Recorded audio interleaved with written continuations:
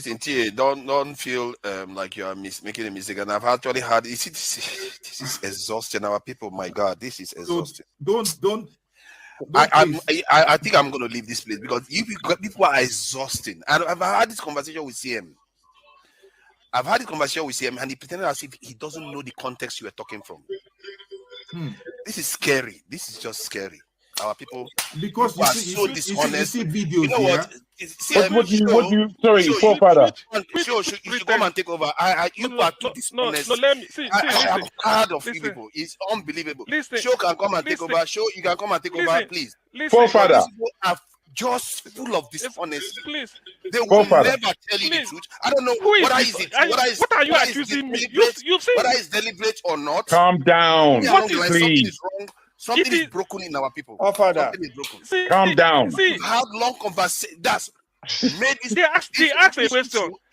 I gave you instances. A long one. I gave you instances. What see, unbelievable. I hope that Nigeria wins. I'm never going to wish any president evil so that I can say I told you so. No, I won't wish them evil. I hope. You see, I'm not praying. There's no point. I can't pray for Nigeria to be fine. I only hope that Nigeria wins and Nigerians win. Because if you choose a dodgy doctor who has a dodgy record, who has, all sort of accusations leveled against him, to say this doctor, we think he's done this, or this doctor, this surgeon, yes, he's a senior surgeon, he's the most whatever surgeon, but there are a lot of accusations leveled against him. If you choose him to operate on you, and you tell me to pray for you that it doesn't kill you surgery, what's the point? I can't pray. You might make it, you might not make it. My prayer won't change anything. So I hope Nigeria and Nigerians win during Tinubu's 4 years. Thank you. Don't forget, that state is now an oil-producing state. So they now have derivation, if you are not aware. So if you want to speak for anybody, please do not defend a Kalata like a Yabelo. Please do not. Okay, let me respond to him 1 second. Do not defend a Kalata like a Yabelo. Do not. All right, thank you, Mohammed. The people of that state. Can I respond to him? No. Then go to hell. Rudolph, go to hell. All right.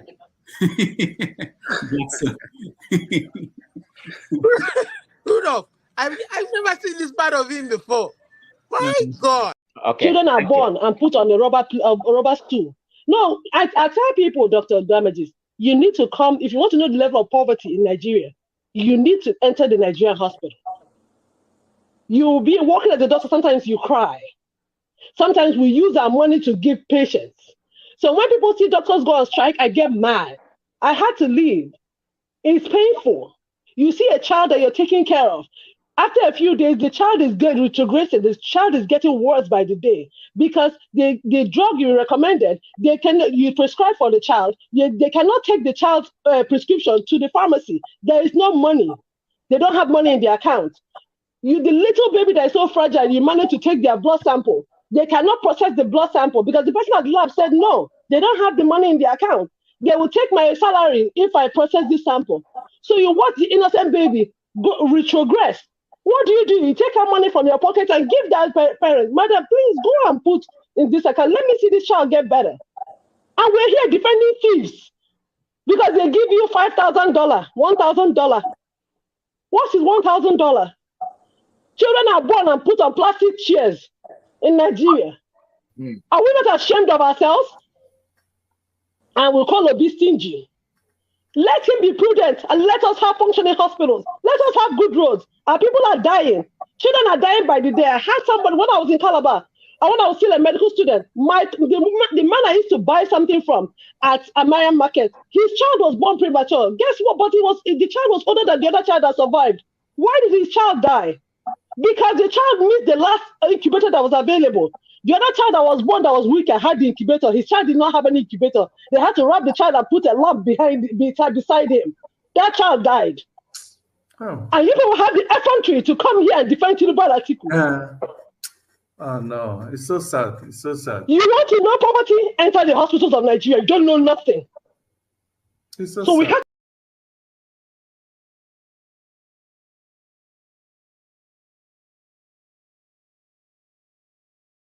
That's a good question. That's a great question. I don't know what is wrong with them all. Hey, don't know what's wrong with this. Somebody asking for where you do your course and you are sure you did your course there. I agree with you. But a lot of what we hear, because you didn't hear this direct from Tinubu, because you know lawyers are very funny. Sometimes lawyers will say, you must not say this. I mean, you know what is happening to Donald Trump right now? Donald Trump that guy is walking himself to jail. And he is coming down to say that, oh, well, it was my lawyer who said it. It was your lawyer who said it. It was your lawyer who said that you should march people to the capital and stage a coup. People stage coup in Nigeria. They never live to tell the story. That's what.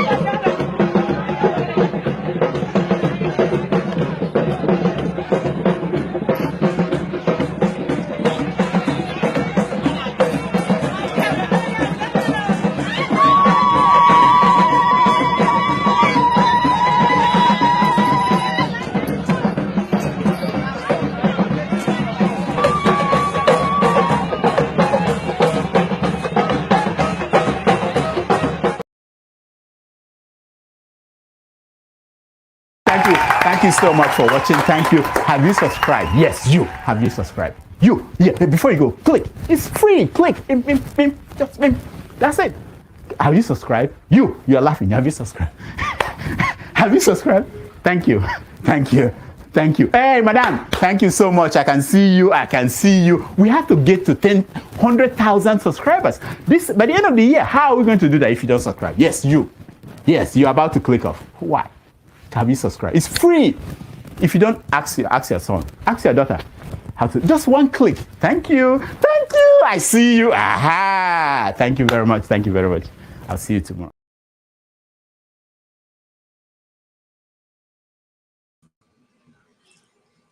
Hello there, everyone. It's good to see you. Happy Independence Day celebration. Here on Dr. Damage's show, we are wishing you all the best. We are wishing you a happy celebration. We just want to have a discussion, and the discussion is going to be centered on certain things that are bothering you, that are concerned to you and concerned to me. Some of these things are going to be not what you usually expect. Our topic for today is going to be the unity or separation, the future of Nigeria at 64. And I think it is a good time to judge you. And I think you are welcome. If you are not yet ready, get ready, because it's going to be a very, we're going to start selling very soon. We have a lot of videos packed for you that you're going to enjoy watching and also having to weigh in. Today, as you weigh in, remember that you are allowed to have your opinion. And this is what this platform is all about, having your opinion. And so we ask you to sit tight and let's move the conversation forward. My name is KJ, and you are welcome. Now, today in Nigeria, it was a bit of confusion here and there. Some parts were having the protests go on, and some were not really. Other places went to their farms, and continued life as usual. The question we have to ask ourselves is this really how other nations celebrate their independence? And many questions come to the fore when you think about Nigeria, whether you are on one side or the other. And sometimes when we talk about the unity or separation of Nigeria, some people rush to the end, which is that it's all about Biafra. No, we're not going to have this discussion centered all about Biafra, because Biafra is not the only separating force that exists in the fourth line of Nigeria. There are many other sections of Nigeria that have asked for separation even before now that we hitherto don't discuss about. But today we're going to center on what, apart from those faults, we already know those faults that run along the Nigerian plain. What are the other factors that may want us to continuously to unite and live as one? And what are the other factors that may continuously press against our unity and want us to go our various ways? I don't know what your thoughts are going to be, but I can assure you that you'll be free to express them here. Now, I will start with the introduction. Nigeria is Africa's most populous nation, and we are celebrating our 64th years of independence. Now, independence, whether we're independent or not independent, that's a question for another day. But we were able to drive away the colonial masters and got Nigeria independent on the 1st of October 1960. And just in case you didn't enjoy, because you were not around to enjoy that, let us see what those who were present, how they enjoyed the day and how it went. It's the afternoon of Nigeria's great day, with thousands awaiting the climax and resolved to relish every minute leading up to it. Princess Alexandra, with Sir James Robertson, the retiring Governor-General, must have enjoyed the whole jubilant atmosphere of the occasion. A first-class show was put on for the benefit of spectators.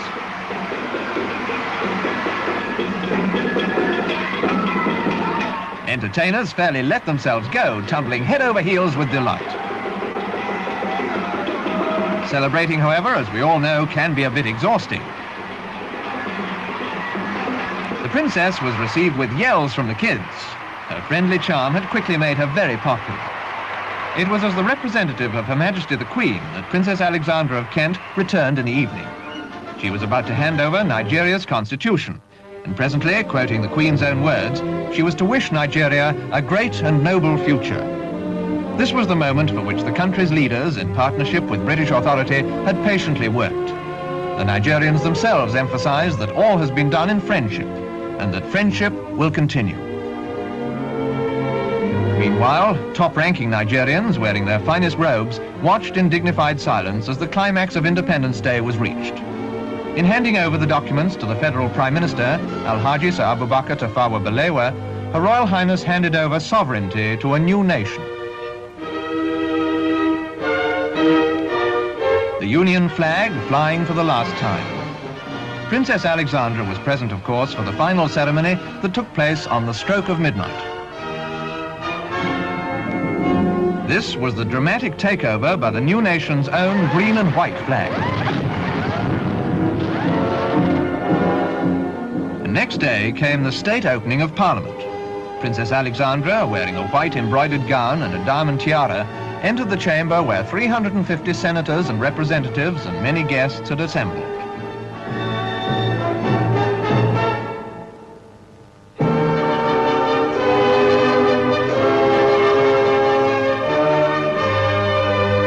This was the first session of the first Parliament of the new Nigeria.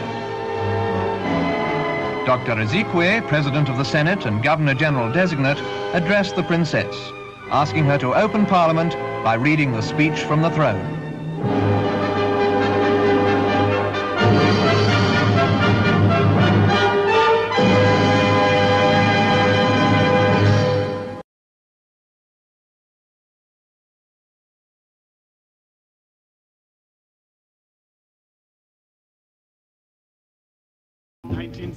October, now the battle is over. This is the date we've been waiting to celebrate. Balewa, Ezekwe, our law was a downer. Nigeria is free.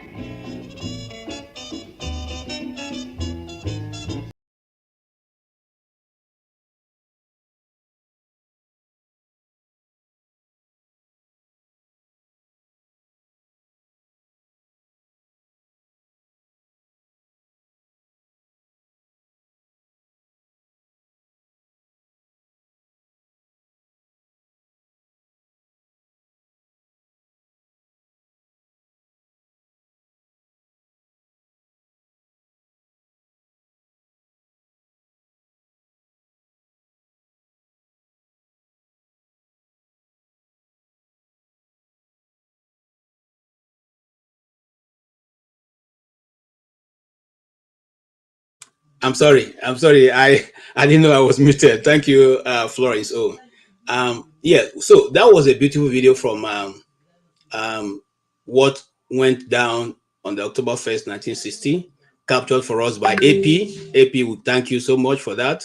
And we also thank ITN for the second video. We will also, that will form our basis for discussion today. Even though we have other recent videos we're going to, let you see. But the question is, when that happened, it was a great joy and hope for the people of Nigeria. The leaders of that time, they had a vision, they had a mission, they had where they wanted to take their people to. And at the time of independence, Nigeria visibly was quite divided.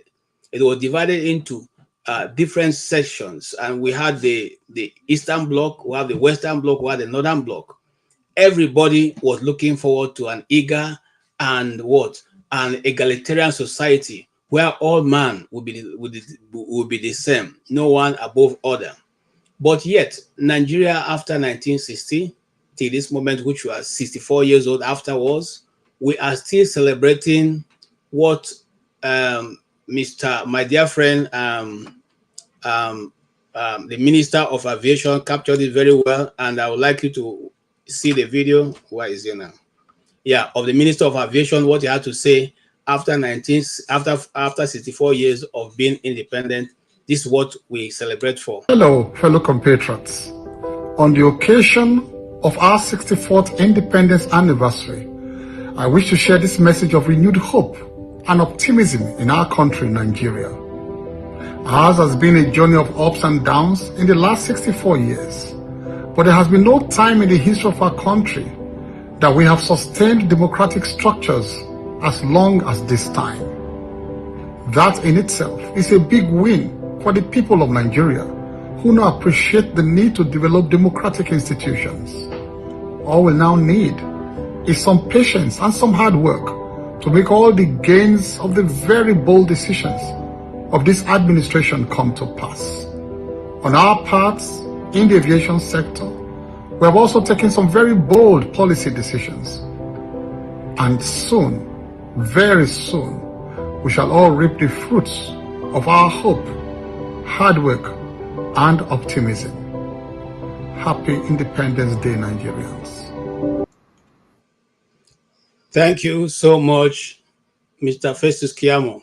I have for a long time refused to agree with him, but on this occasion, I agree with what he has said.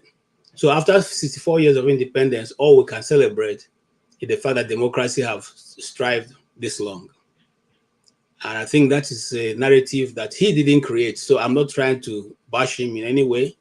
I'm simply saying that he captured the atmosphere of the Nigerian people and what we are really, really celebrating.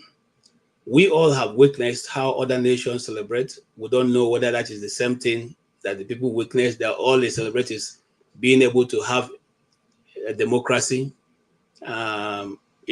enshrined, or being able to run democracy for many years. So that's what they celebrate. However, there are other factors that are supposed to be celebrated. What is the lifestyle of the people of Nigeria? What are the aspirations of the founding leaders able to be achieved? How far have we taken this message of democracy to our people? If you ask the ordinary Nigerian in the streets or in his farm if he enjoys democracy vis-a-vis before democracy came, what do you think, or which way do you think is going to actually pander to? Will he say, oh yeah, we have enjoyed democracy, or no, we don't seem to be seeing any dividends of democracy, as they say in Nigeria? However, I will want Mr. Shore to lead that charge today, and he has to tell us a little bit of what he feels right now at the street of Lagos. And this is Mr. Shore's take, for the reason why we should not have an independence celebration. A revolution now, because we believe that only who have made life miserable for our people, the looters, the corrupt guys, both in the oil sector or whatever sector they may be. Our own independence starts now.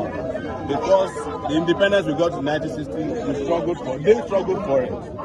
We are struggling for a new independence, and it is part of the continuation of what we started in 2019 with revolution now, because we believe that only revolution can save this country. Revolution! Yeah! They have probably been arrested, and what work is in progress, and part of what we're asking them is to release them today. Everybody has been detained, whether it's in Kaduna, in Abuja, Katsina, or Kano. The federal government is ordered to release them today. If by the end of the day today they don't release all the detained, end bad governance, and end SARS people, some of the end SARS in 2020, we will tell you the next plan of action. Thank you.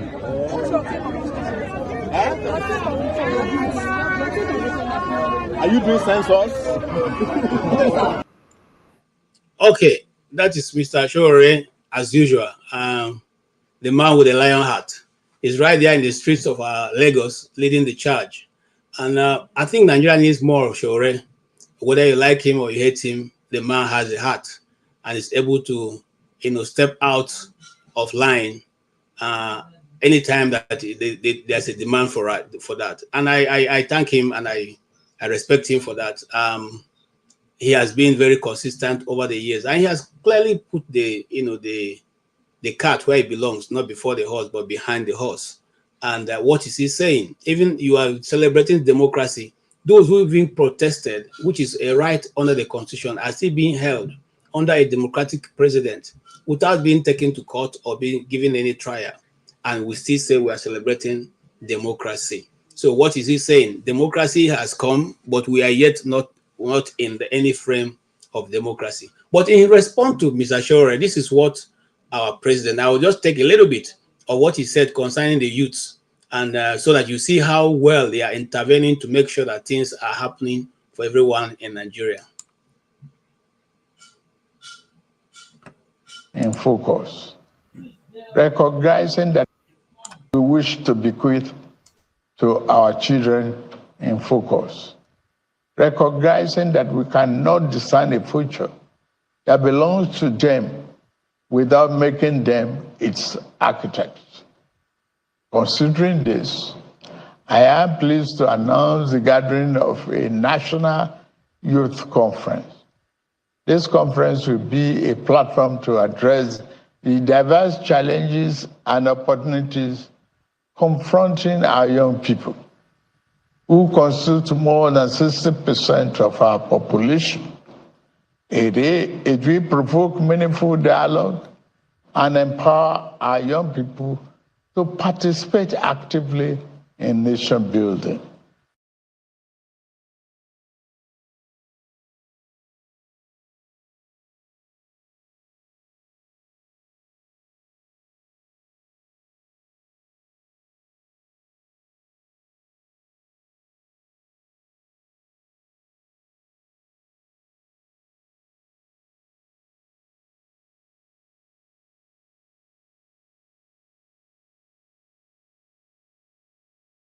To be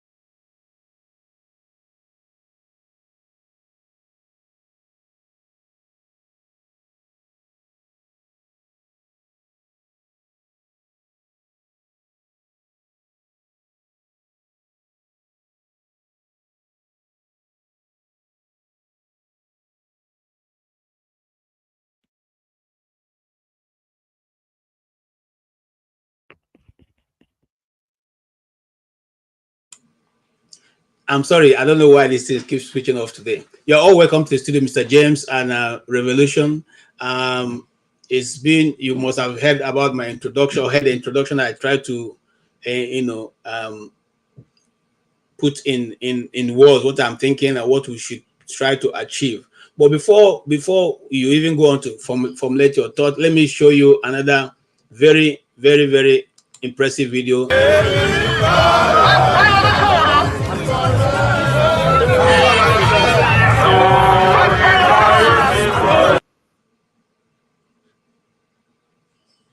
Sorry, that was the wrong one. Okay.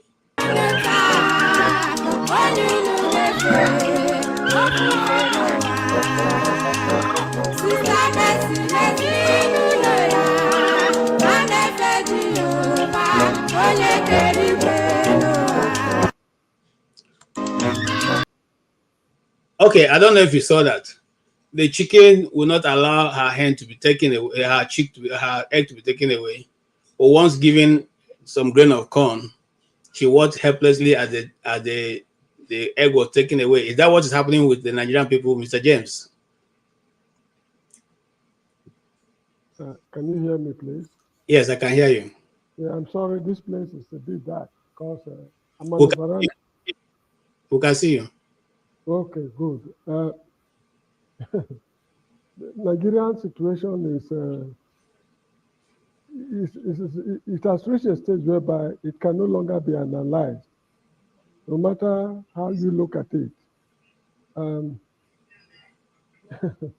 Well, if the hen allow, frankly speaking, I cannot answer your question. Let me be very frank with you. Let Mr. Revolution try. I must be frank. I cannot answer your question. I'm like a student in an examination hall posed with a set of questions on a question paper.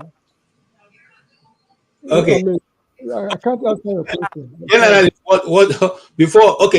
Revolution. Do you see that trick that was played by the man who was feeding the chick? Is that what's happening in Nigeria? Because at each point in time, when you think that the people are going to take an action that will probably free them from the bondage of government overbearingness, you find out that it is the energy somehow disappears in the air, and we start all over again counting with numerous promises of it's going to get better tomorrow. You should endure a little bit more, and yet the things are getting harder. What do you think? Anyway, good evening, KJ and Mr. James. You see, what Mr. James said is he answered that question by telling you that question is very difficult to answer. So for me, if I want to try, I just want to try because it's difficult to answer that question. I just want to make a try. Maybe it will make a sense to anybody. Our man today, not my man, our so-called president today made a speech today. And you remember this man who showed this chicken and the corn. He told us, the people, he will give us agbado. You understand? And that agbado means it's what we need in Nigeria. Today is rice. Anything is rice. So he gave the chicken that corn because corn is one of the favorite food of the chicken.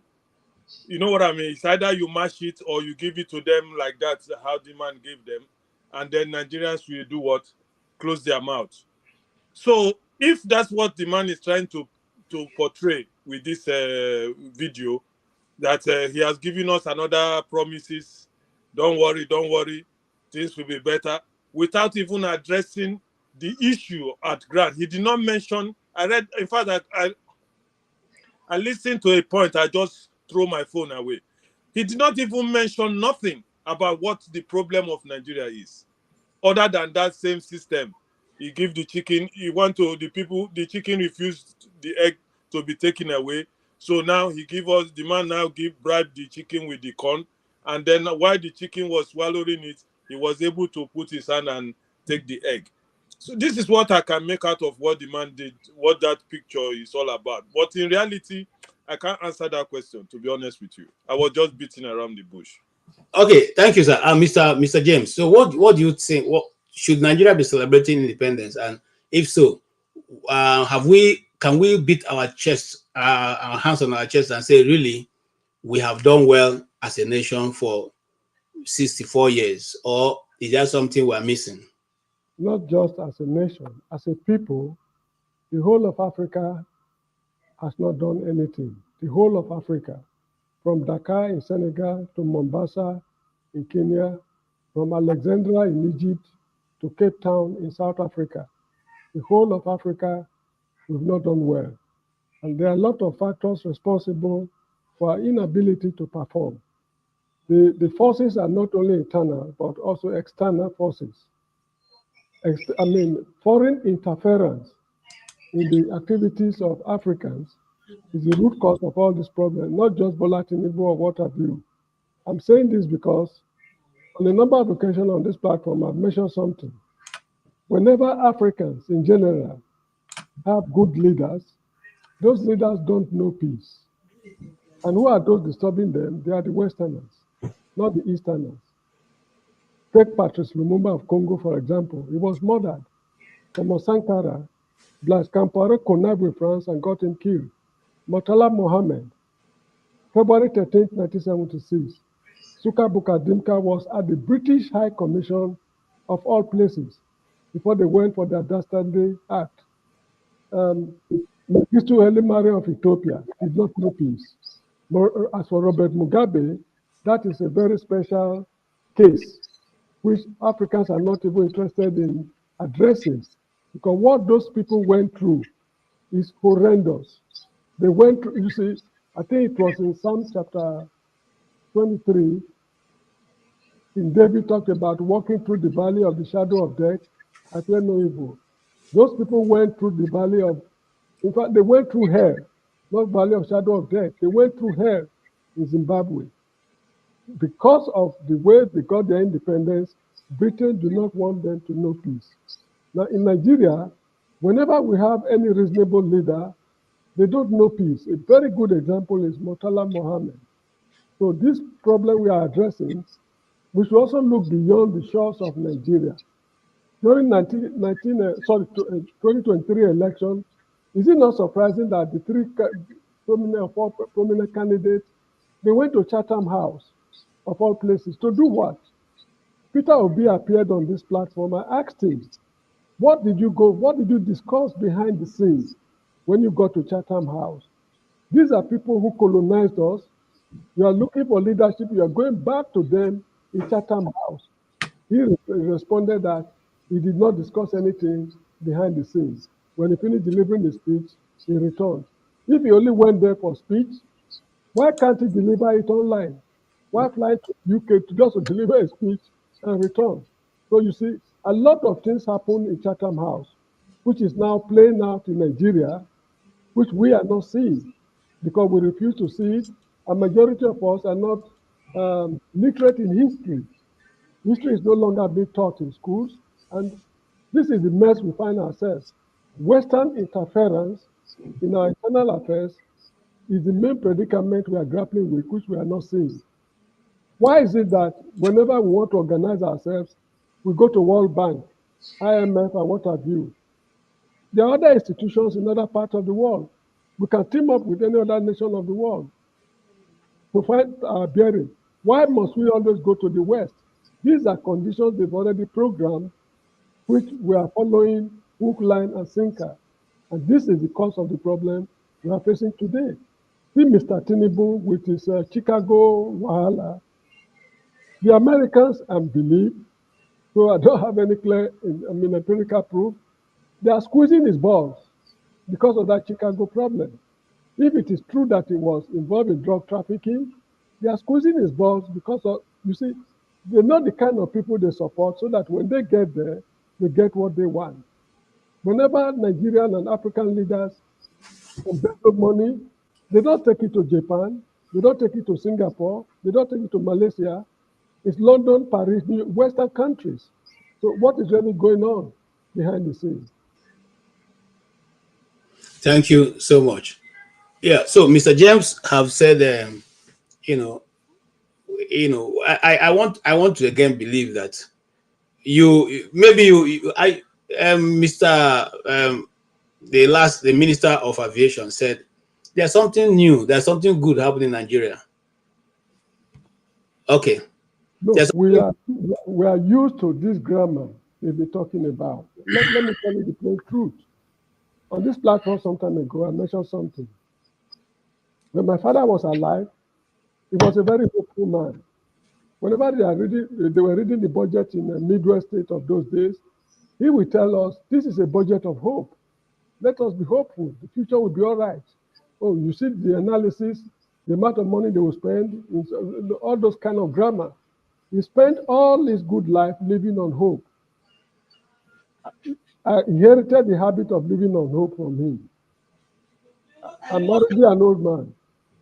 My children have already inherited the habit of living on hope. For how long should we, as a people, keep on living on hope? Generations are inheriting hope. Whereas those people who are making the country hopeless are living in stupendous affluence. So what kind of hope are we talking about? Okay, so Professor Skayamu will leave us alone. He's part of the cabal.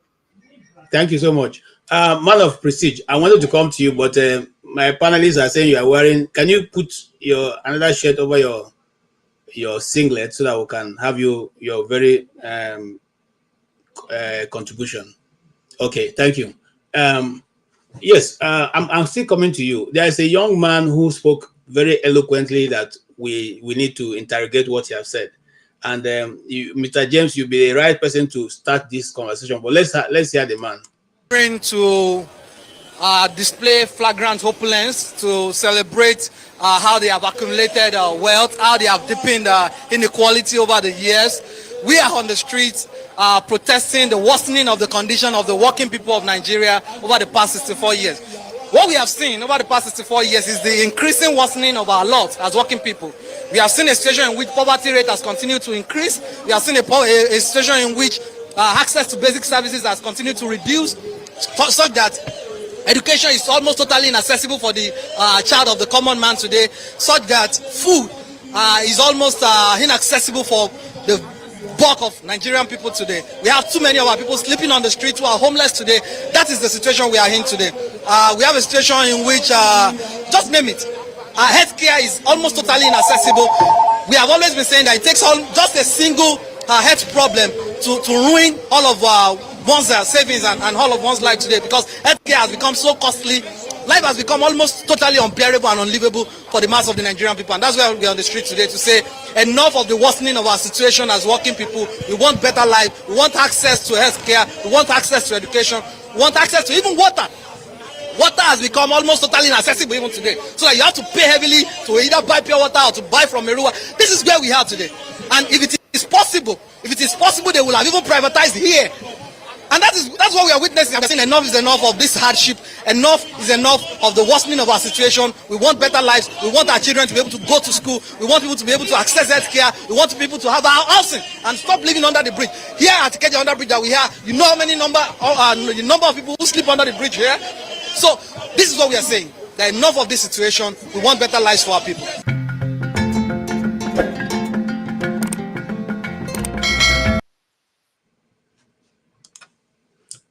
Okay, Mr. James, I'm coming to you, man of procedure. Welcome. Mr. James, you will have thought that the people who speak this way, who are so angry at this level, will stop at nothing until they get what they want. But we have seen this over time. And at the end of the day, everybody will go back to their homes and they'll continue the same kind of life they've been living before. What is the reason for that? Is there anything that Nigerians don't have, the ability to hold on to a cause, or what is it? No, you see, this is how the British programmed the country before they left. They planted the seeds of tribalism, discord, and what have you. They watered it profusely, and it sprouted and started germinating, and it's firmly rooted at the moment. This is one of the reasons. They never created a nation. They only created a country before they left. There's no nation called Nigeria. What we have is a country called Nigeria. So it's every man to himself and God for us all. That is how we were brought up. And this is one of the fundamental reasons why I believe that there is need to dismember the country. Because there's no way you can build a nation out of these sharply contrasting differences we'll be grappling with for 64 years. But people seem not to agree with me. Well, every man is entitled to his opinion, no matter how erroneous it is. My opinion is we just have to look for a way to, kill this monster called tribalism. There's absolutely no way the South and the North can see things from the same perspective. This is one thing I'm saying. Even the Yorubas and the Igbos, the majority ethnic groups in the South, they are finding it increasingly difficult to see things from the same perspective. Now, take education, for example. In the 50s, maybe before I was born, I can't remember, when Awolowo declared universal free primary education in the whole of Western Nigeria, the Northerners refused. They refused to key into that program. As for the Easterners, the government did not declare free education, but the people from their private initiatives, they were able to bridge the gap to some extent to catch up with the West as much as they could. But the Northerners bluntly refused. And since independence till now, apart from corruption and all sorts of vices, tell me one thing that the North and the South have seen things from the same perspective. It's very difficult to point out anything other than, nefarious deeds. So this is how I see it. Now, Showore has done his best today, but is it not disheartening that the turnout was very low? From what I'm hearing from foreign broadcasts, they said the turnout was very low. Does it mean that the people are not feeling the pains of Bola Tinubu's administration? Thank you. I think man of prestige is here to answer that question for us. Man of prestige. Yeah. The people who are complaining and who are always asking for a careless 2,000 naira from there refuse to come out to join to press their point home today. What could be the reason? Is that the people now enjoy their suffering, or majority of them who are supposed to be ringleaders, opinion leaders in the community have been bought over by the system? What is your own take on that? I wouldn't say they have been bought over. It is the elite who has been bought, who are pretty much the elite are pretty much together. But let me say something about the protest. At least Showore came out, we have very sporadic. I think there's some in Abuja, I didn't see that, but about two process, like a proceeding that probably show, one of them led by Showore. At least some people, came out. Just because of the previous what happened, nothing is going to emancipate from, whatever is happening.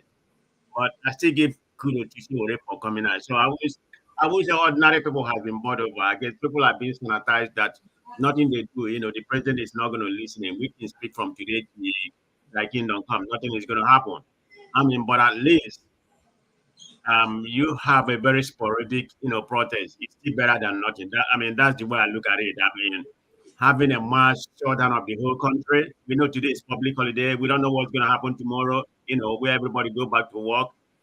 If that's going to transfer into more bigger, things, because they say it's supposed to be continued. This is just the beginning. So I don't know what's going to happen.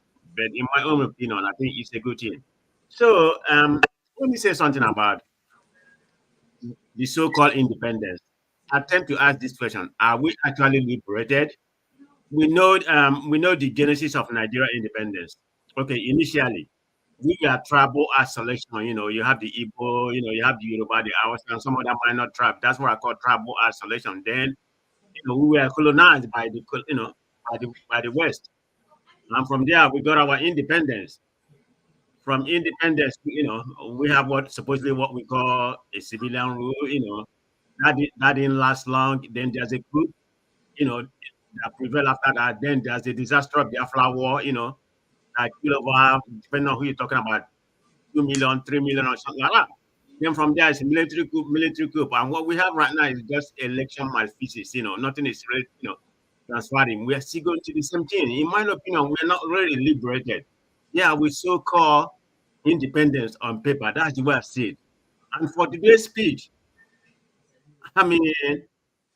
today's speech amount nothing but nothing, because I look at it, there's no substance in the president's speech. this is my own personal opinion. You may have read it differently. There are no substance in what you said, because if you look at it, it's a campaign speech. About how it's going to mobilize the youth or something like that. I guess they try to counter the obedience, or try to mobilize the youth, for them to come and present the opinion, and you can dialogue with them. I mean, that's already been happening, So it's all deceived. I mean, he's deliberately deceiving Nigerian people, I mean, he's merely hoping that Nigeria will get used to the reduced standard of living. That's where we are right now. They are accustomed to the reduced standard of living, and it's going to continue. So I don't really give credence to this speech or whatever. It doesn't matter. You have to, it's a matter of implementation. It's not just speech. I mean, it's speech. It doesn't do much without any kind of implementation. So, independent 64 years. I'm happy for myself, but I don't call whatever is happening in Nigeria any kind of independence. Okay, thank you so much, Mr. James. Does Nigerian system of government even help the people of Nigeria? Because it's supposed to be a system of government that checks, check and balance. But so far as it looks now, it doesn't even seem clear to the ordinary man anything at all. It's like once you're a president, you are the law. The law begins with you and ends with you. Whatever you say is what the judiciary does, is what the assembly does. Is there a way that the Nigerian people can get a better out of the governance system of Nigeria? No, they cannot get it because this program they are rolling out was cooked at Chatham House in the UK. I do not know if you are believing me. It was cooked at Chatham House, the United Kingdom. If you ask the British people today, is Nigeria doing fine or not? They'll tell you it's a shining example of democracy. You get the point? And this same British and the West, they will tell you that the Iranians, what they call them, is the rogue states. The Koreans, that's another rogue state. And other rogue states they've identified in other parts of the world. They say, no, they are not democratic. They are, all those kind of grammar. But they call Nigerian democracy a democratic system, acceptable to them. They eat and drink with Nigerians, but they cannot eat and drink with the Iranians. They cannot eat and drink with the North Koreans. So anything that the West approves of, to them, there's nothing as better. In fact, there can be nothing better than that. That is how they see it. So if you ask certain people, if Nigeria is catering for the needs of the people, they say, well, the government is doing the very best they can. They can't do more than what they are doing at the moment. Just be patient. Everything will be all right. But if you ask another set of people, is the government doing well? Certainly not. They're not doing anything for the people. You listen to the president's speech, and I'm a bit carried away. I'm coming to you. I'll come back to you, Mr. Man of Presi. But hold on, let me talk with Mr. James. You listen. I don't know if you listened to the speech, but I listened to the speech. I was looking for a punchline, a baseline of where he was what he was trying to articulate and bring. Except that, just like Man of Presi said earlier, it's a form of mobilization for the youths that are somehow seem to be pandering towards Obi to get them to an assembly, and at the end of the day they are bought over, or a more wide card is thrown to them to say, look, we have a big plan for you, this has been played over time. Is it that the Nigerian people are not able to grasp whatever when these cons are thrown out to them to know that they are about to take their eggs or what? Fortunately, I did not listen to his speech for one reason. It reminds me of a man they call Salman Rushdie. If you still remember, the man who wrote the Satanic Verses. Now, when the Ayatollah declared a fatwa on him that he should be killed for desecrating Islam, majority of the Muslims all over the world, they were asking for his head. I was in the Gambia then, in the 90s. I had cause to discuss the matter with certain people. And these guys, from the look of things, they've not read Satanic Verses. Yet they are calling for the head of Salman Rushdie. A book you've not read, you want to kill the author because of the opinion of other people. So anyway, That is the situation I find myself now. I'm criticizing Bola Tinubu speech, a speech. I'm criticizing Bola Tinubu's what's it called speech, a speech I did not bother to listen to. Although I heard some commentaries here and there, but I did not listen to the speech because, according to the Rastafarians, nothing good comes out of Babylon. It will give me heartache if I listen to that speech. But from what I listened to, what this guy said, is it Osemi Rufai of Arise News? If it is true that he's assembling the youth, it means that the activities of Showore is yielding some dividends already. It's dawning on them that these youth, somebody is waking them up. So let's bring them closer.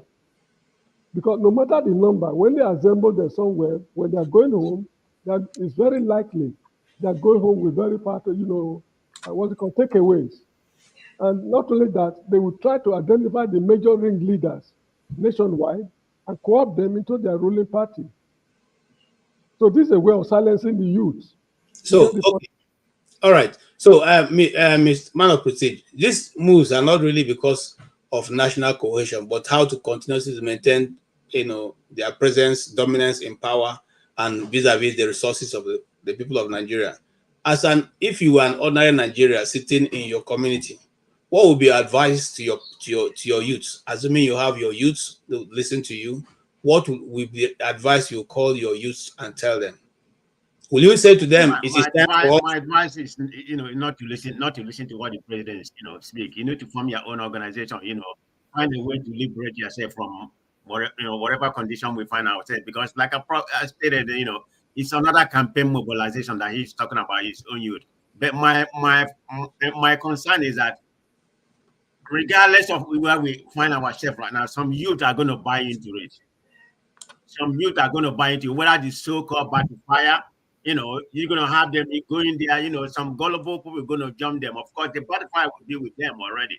So it's a form of campaign mobilization. There's no doubt about it. I mean, I will advise them, that's what Chivalry should be able to be preaching.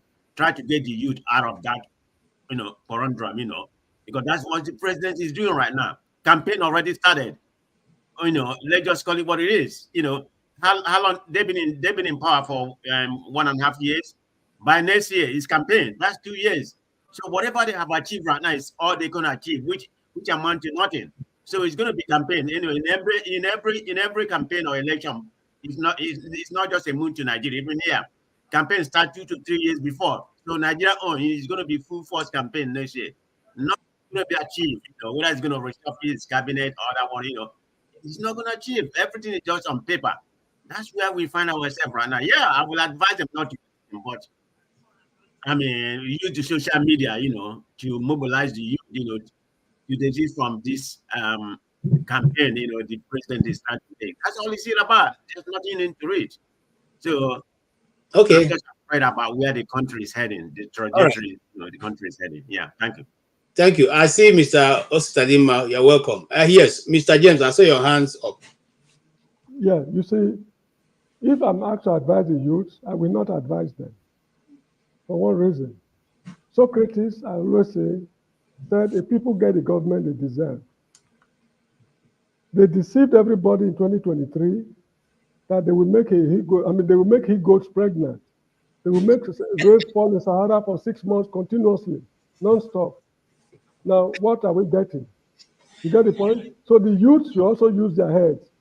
Those who believe in God, I know they believe that God gave us head to reason and not to carry load. If the youth decide to use their head to carry load, so be it. That is how I see it. I will not advise anybody. When they are tired of saying they are tired, they will know what to do. Thank you. What I know for certain is that there can never, never, never be a change without a revolution. But not all revolutions bring about the desired changes. Thank you. And thank you so much. Mr. Ositadima, you are welcome. And then here is a question for you. People on this argue that for Nigeria to continue to remain united, there's more benefits. And one of those such benefits is the fact that it is better for economic development. That a larger market and a more population gives you more access to markets and also more money to be able to do your business, grow your economy and grow your people. Will you agree that that is why Nigeria should continue to remain as a nation together? KJ, happy independence to you, although there's nothing to celebrate, actually. And also, as you can see, I mean, you can already tell I have a little boy in the background. If that's a problem, then maybe I'll come back and speak when he's more settled. But I hope we are celebrating Nigeria, so he's also in Nigeria. So go ahead. Okay. Now, whereas it is a decent reason, but it's not a reason enough for people to be together. You need to be alive first of all before you can think of wealth creation. The current state of Nigeria with insecurity, people kidnapping people, it's almost like there is this air of cannibalism within the country. People are eating themselves, you see. There's actually famine, hunger in the land, if I may put it that way. Okay? In a land of plenty, people are struggling to feed. So a nation cannot fall further from below that. So for me, it would be a gross mistake for people to say, oh, let us stay together as a nation because of market. The way the world is today, you don't even need to leave Africa to make trade in Europe. If you know what you're doing. Because with the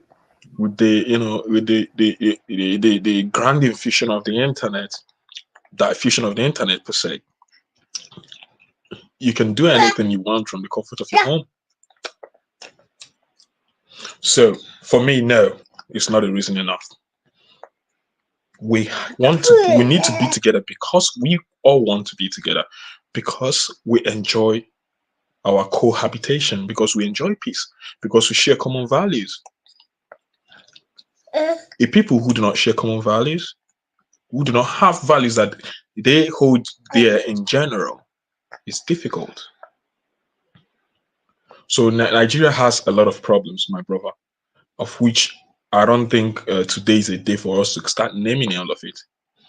But before I, yield the floor, Mr. James, good evening to you. It's been a long time we had an encounter. Please, there's one thing you always say, and there's a part of it I support, and there's a part of it I do not support. For me, I have said, I agree with you. There's no point in anyone going to Chatham House to make presentations because they want to be president. But then again, it also depends on the spectacle from which you view it. What is the difference between Chatham House, maybe when Obi goes to Chatham House, and when he goes in a restaurant in the UK conversing with people? Because I've not heard people say something about that, conversing with other Nigerians. So I would like for you to give me a reason why you have problem with Chatham House, but you don't have a problem with that, because all of that engagement is not happening within the geography of Nigeria. Okay, thank you. Will you say take care of that young man? Okay. Now, right. Yeah, and just one more thing before I stop. Mr. James, I hate it. It absolutely irritates me when people say, "Oh, it's the West that is holding us." No, and I think it's a very misleading presentation, because at my age, there is nothing you can tell me that is adverse to my nation, or as a father that I am, there is nothing you will tell me that will be adverse to the well-being of my child, that will make me see you in a decent way. I will hate you. So it is our leaders. It's not the West. See, each country will always act in their own interest. So, if the UK or Europe, if they're engaging with Nigeria, they're not engaging with Nigeria based on charity basis. No. They are doing it because of their own benefit. It is left for you as a sovereign nation to protect yourself.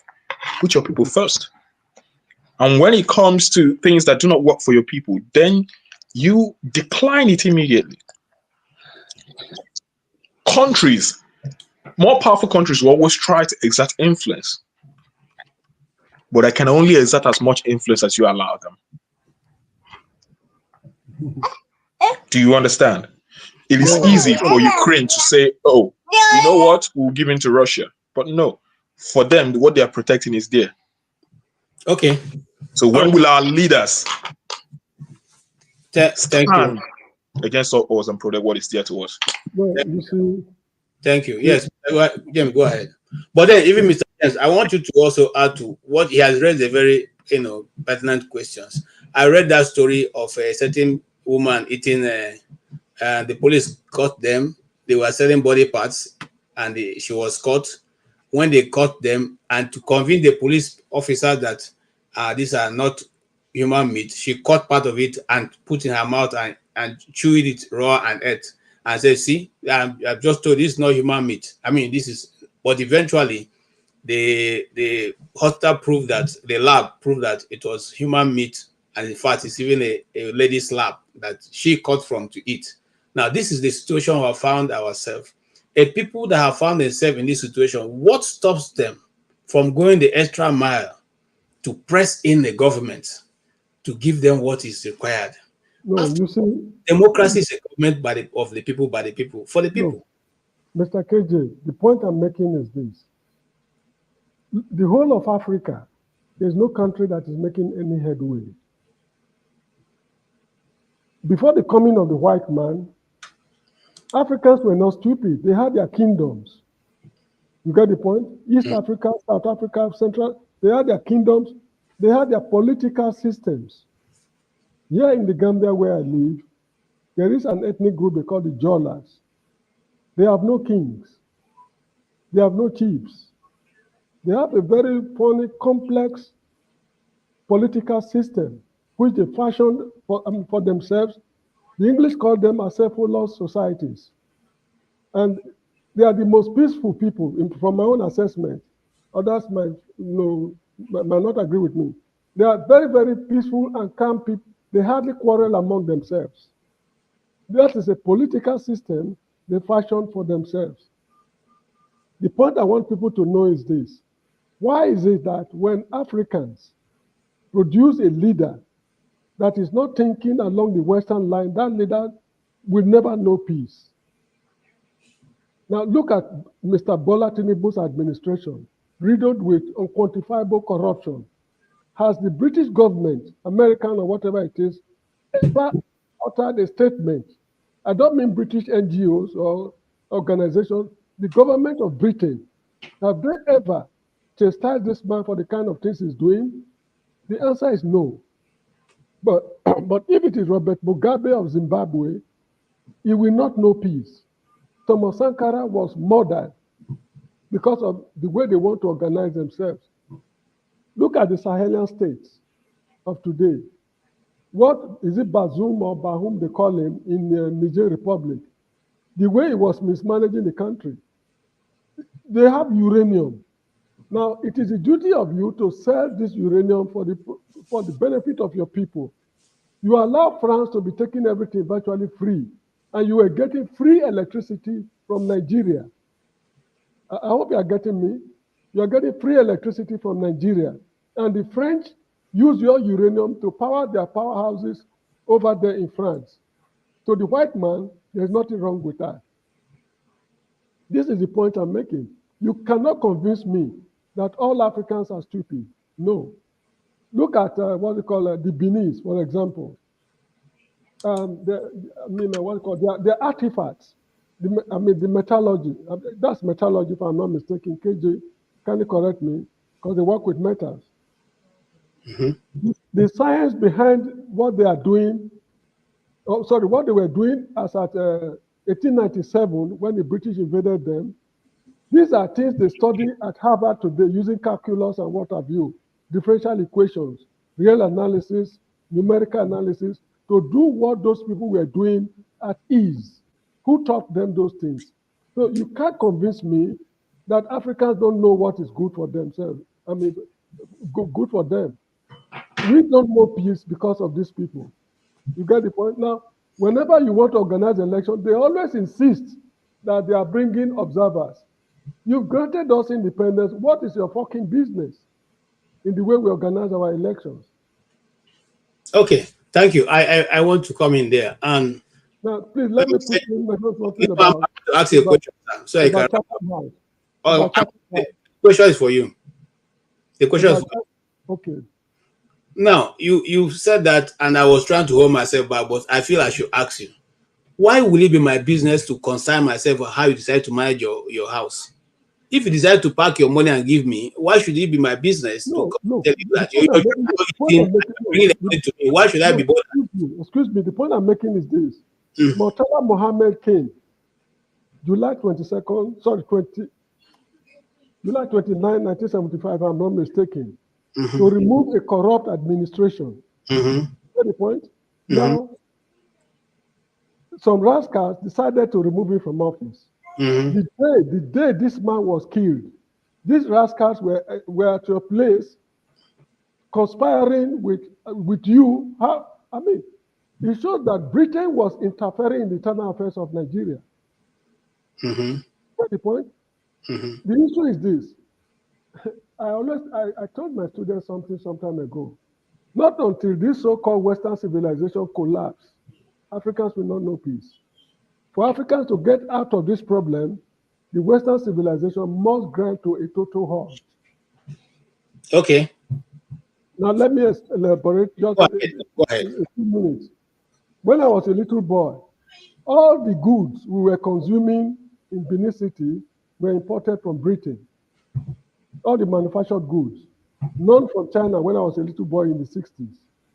That was a very huge market for, what called Britain. They had commercial houses like Kingsway stores, MacIver stores, and so many, John Holt, and you name it. This was a huge source of income for Britain. But now that countries like China, Japan, and others are catching up with the West, that free source of money is no longer forthcoming. This is where Chatham House comes in. When I talk of Chatham House, I don't mean our leaders going to there to discuss with people in the street. Chatham House is the same thing as the British government. This is the point I'm making. It's just like the British government coming to Nigeria Institute of International Affairs, that was formerly at Kofu Abayomi in Lagos, to discuss with the people there. It is as good as going to Dodon Barracks to discuss with Yakubu Gowon or whosoever it is. The West must learn to leave Africans in peace. Africa belongs to Africans. This is what the West seems not to realize. It's a pity majority of us are not grounded in African history. What we are going through in Nigeria is even a child's play compared to what the Zimbabweans are grappling with. South Africa, in about 20 or so years from now, will be like Nigeria. This is because of Western interference in their internal affairs. It's not we who are going there. Now, if we decide to change Bola Tinubu today and put Peter Obi there, if Peter Obi is not dancing to their tone, don't be surprised that he will be murdered, or he will be overthrown, or they will make the country ungovernable for him. This is the point I'm making. Okay, thank you. Thank you so much, Mr. James. Sorry, I have a little distraction here. Okay, Righteous Man, welcome. You have heard our discussion so far. How do you want to intervene? Yeah, KJ, just a minute. I'm about to leave. I wanted to greet Righteous Man. Righteous Man, welcome, okay? All right. Yeah, man of the sea. How are you doing? I have a question for you before you leave. What are you saying now? One of the arguments, that they always put ahead is that, Davati, that, oh, he's gone. All right. Righteous Man, one of the things that pundits argue about that diversity in Nigeria, cultural diversity and ethnic differences and all that, language and as one of the that there is strengths that Nigerians are supposed to enhance to be able to foster a national unity. The people who say that go ahead to say that even in demanding for independence, it was a united front that Nigeria presented. But why has it become so difficult for that united front to be presented to our people now, vis-a-vis a good government for the people of Nigeria? AJ, good evening from here. And the rest panelists, I see Oga James, and there's another person there, but I can't view it very well. Well, it's quite, in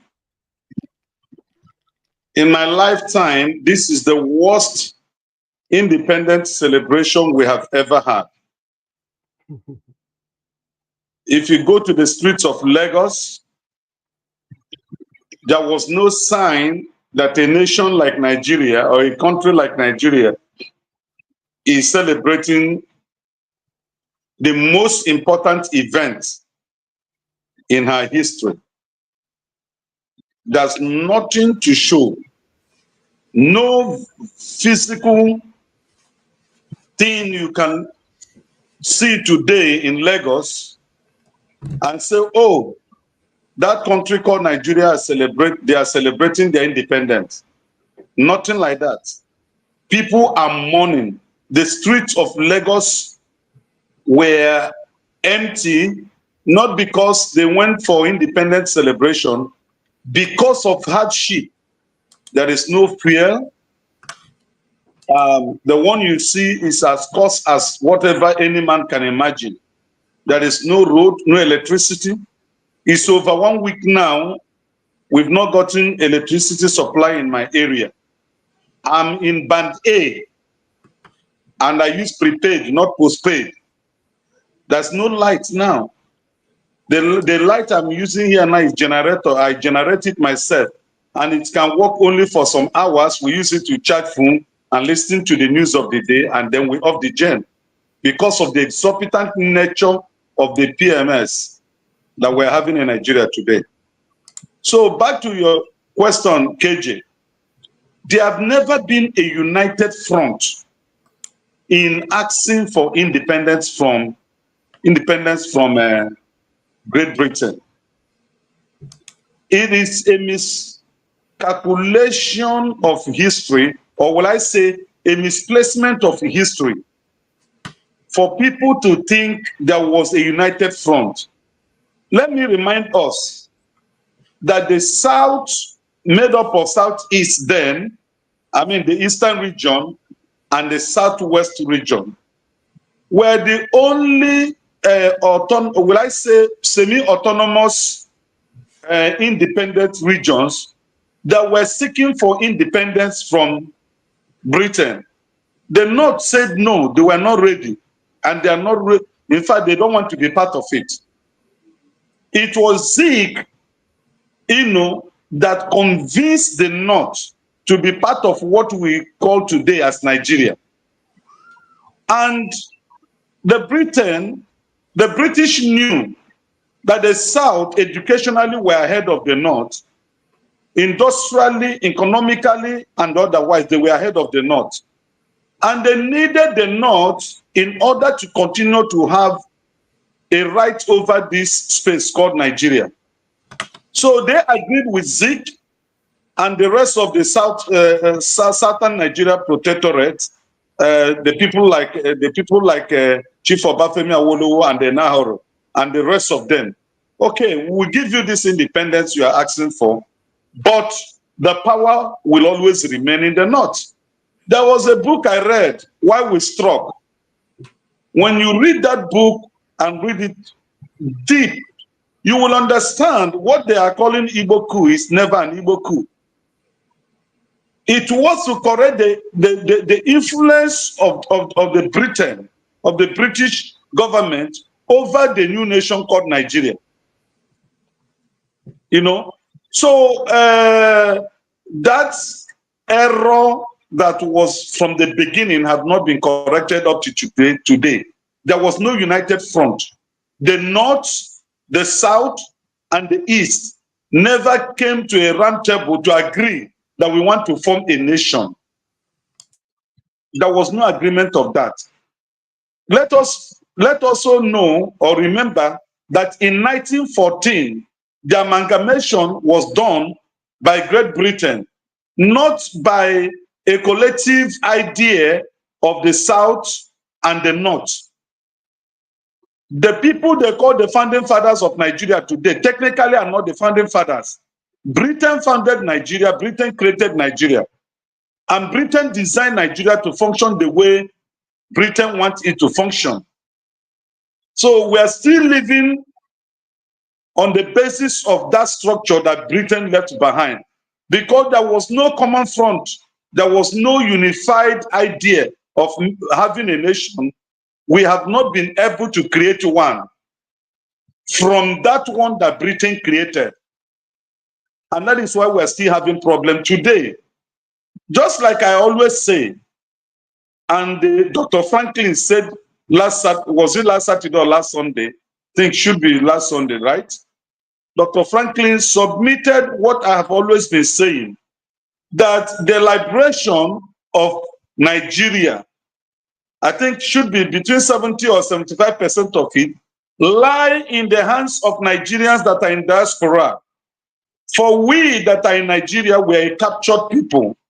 We're slaves to the political elite and business elite of the space called Nigeria. Where if you're a Nigerian and you're a common man and you are living in Nigeria today, you are technically a slave to the political elite and to the business elite that control the policies and formulate policies and decide what happens in this country. So, as it is, we are yet to have a nation created by black man or black men. We are yet to have a nation created by collective ideas, by our traditional ideas, by the riches of our customs and tradition. We've not been able to create a nation. We're still living on the basis of the creation of Great Britain. And then just like what my dear brother said, Mr. James, until the Western civilization crashes, it will be difficult for a black man or Africa to rise to the occasion, to be counted among equals in the Committee of Nations. It will be very difficult because the Western civilization of today had made Africans to be slaves. And technically, if Nigeria was working well, majority of Nigerians that are abroad today will not be in abroad. I remember in 1974 or 75, my uncle sent his son to go and study in the US. And he was sending money from here to the US. And when his son finished school, he returned back to Nigeria to work. But can that be done today? Absolutely never. You see? So because at that time, you fly from London, from Lagos to London, I think it should be 80 naira or thereabout, or 50 naira. How much is it today? As at that time, naira was ahead of dollars. So many Nigerians that are in abroad today are there, not because they wish to be there. They are there because of the circumstances they have found themselves that Nigeria is not working. So Nigeria is not a collective idea. Hold on. We'll come back to you, the righteous man. You've made a lot of points. Before we move on, I have an advice for a gentleman here. I have nothing new to say. People are hungry. Let them die. It's their fault. Yeah, I'm supporting Tinubu 100%. You're supporting Tinubu 100% to deal with Nigerians. Jeez. People like you. So that when next election comes, I will now see whether when people bring money, you will vote for them, or you will do your conscience. Okay, Mr. James. Righteous Man has raised a lot of questions from his submission. So, how now do we go about? Because listen to what Mr. Galadima has said, and for him, he has come to a position where many Nigerians have come to, which is that, well, since you guys don't want us to get something better, whatever happens to you, let it happen to you. As for me and my family, we'll live on our own little that we'll have. Since people don't want us to have the collective that will be enough for everybody. Does that seem to be the same language that we hear from the streets of Nigeria? You see, I don't see things exactly from this point of view. Because who voted for Mr. Tinubu? Who voted for Mr. Tinubu? Nobody. INEC who voted him to office. So why? That is the question. Hold on, sir. That is the cross of the matter. If we didn't vote for Tinubu and he is there, what stops us from going and demanding from the system that this cannot hold? What was So what is demanding from the system now? What is the outcome? They are locking up the boys. Since NSAS, people are still in prison. What else do you want them to do? To commit mass suicide? You get the point? So nobody voted for him. It is the system, the British government, the Western powers that want this guy to be there. That is why he's there. If the West don't want him to be there, they will remove him. I'm not saying, excuse me, please. Okay, yes, we'll come back to you, Mr. James. Yes, Righteous Man. James will come back to you. Just take care of your business, we'll come back to you. All right. Yes, Mr. Righteous Man. You made a very useful point. Now, how do Nigerians go about to build a nation that can be equal? Is it that these indices will have, which is the tribes in Nigeria, of Nigeria is not able to sustain a nation? What is the problem?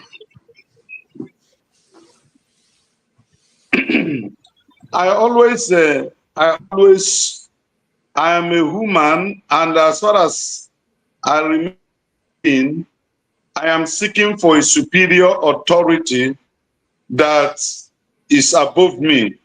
And so, directly or indirectly, I'm conscious of my religious belief and faith.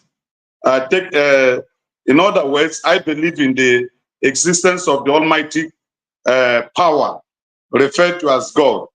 So, to the book that I equally read as pertaining to religion or belief or faith, the Bible says, if the foundation be destroyed, what can the righteous do?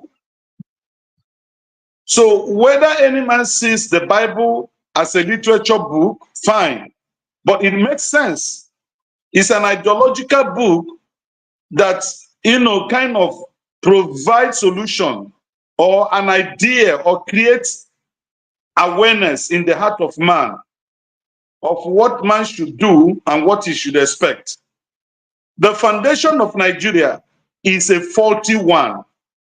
And as long as it is faulty, it cannot move forward until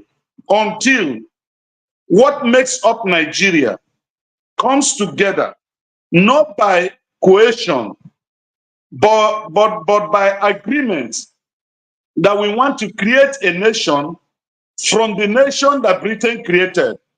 And this is how we want this nation to be. If we do not do that, in the next 100 years, if Christ tarries, we will be worse than we are today. Because when I was in school, Nigeria was not this bad. When I traveled and returned back to Nigeria, Nigeria was not this bad. So Nigeria is not making progress. The reason is because of the foundation. I agree with you that Nigeria is not making progress. Yes, Mr. James, you want to finish up? Yes. those who are saying that it is those in the diaspora who should come and fix Nigeria, I think they are horribly wrong. Because while we were living, the good, the bad, and the ugly that were living at the same time. So here in the overseas or outside the country, it's not only those who are anti-government that are here. We have people here too who are pro-government, who are monitoring people's activities and reporting to the authorities at home that Mr. X is born in Germany, Mr. X in Wellington in New Zealand, Mr. This in Buenos Aires in Argentina, they're up to X. There are people monitoring people's movement. So it is not true that it is those in the diaspora who will fix the country. And also, there are people who have been invited in the past, even at present, to join them in forming government in Nigeria. They've been holding key positions here and there. Some live in the States, some live in Europe. What impact are they making? They are integral part of the system. So being a diaspora does not mean that you are automatically a saint. It doesn't follow. Okay, I want to ask a question.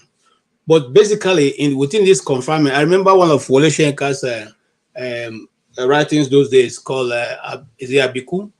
He says at the end of the poetry, the poem, he says the lady was complaining that the house is a thatch house and all that is leaking and all that. He said, but even in this thatch house, you were brought up, silver spoons have come up from it. Now, is it not also possible for us to say that even in the midst of all that, Nigeria have been able to produce great men like Chinua Achebe, Wole Soyinka, Mary Onyale, the great Innocent Egbonike, people like J.J. Okocha, Segun Odegbami, Tijani Yusuf, and all great men and women who have, through their personal strives, have brought glory to Nigeria as a nation. Good. Now that is what is working for us. There's no way that government can harness this good activity, this good will of the people, and bring it now for How many names did you mention just now? I could count something close to 10. Among all these 10, it's only one from the north you mentioned. All the others were either from the west or the south, or the east. Am I wrong? No. So it means fundamentally there's something wrong with the north. I will no. Now, if you say something wrong with the north, I will. You see,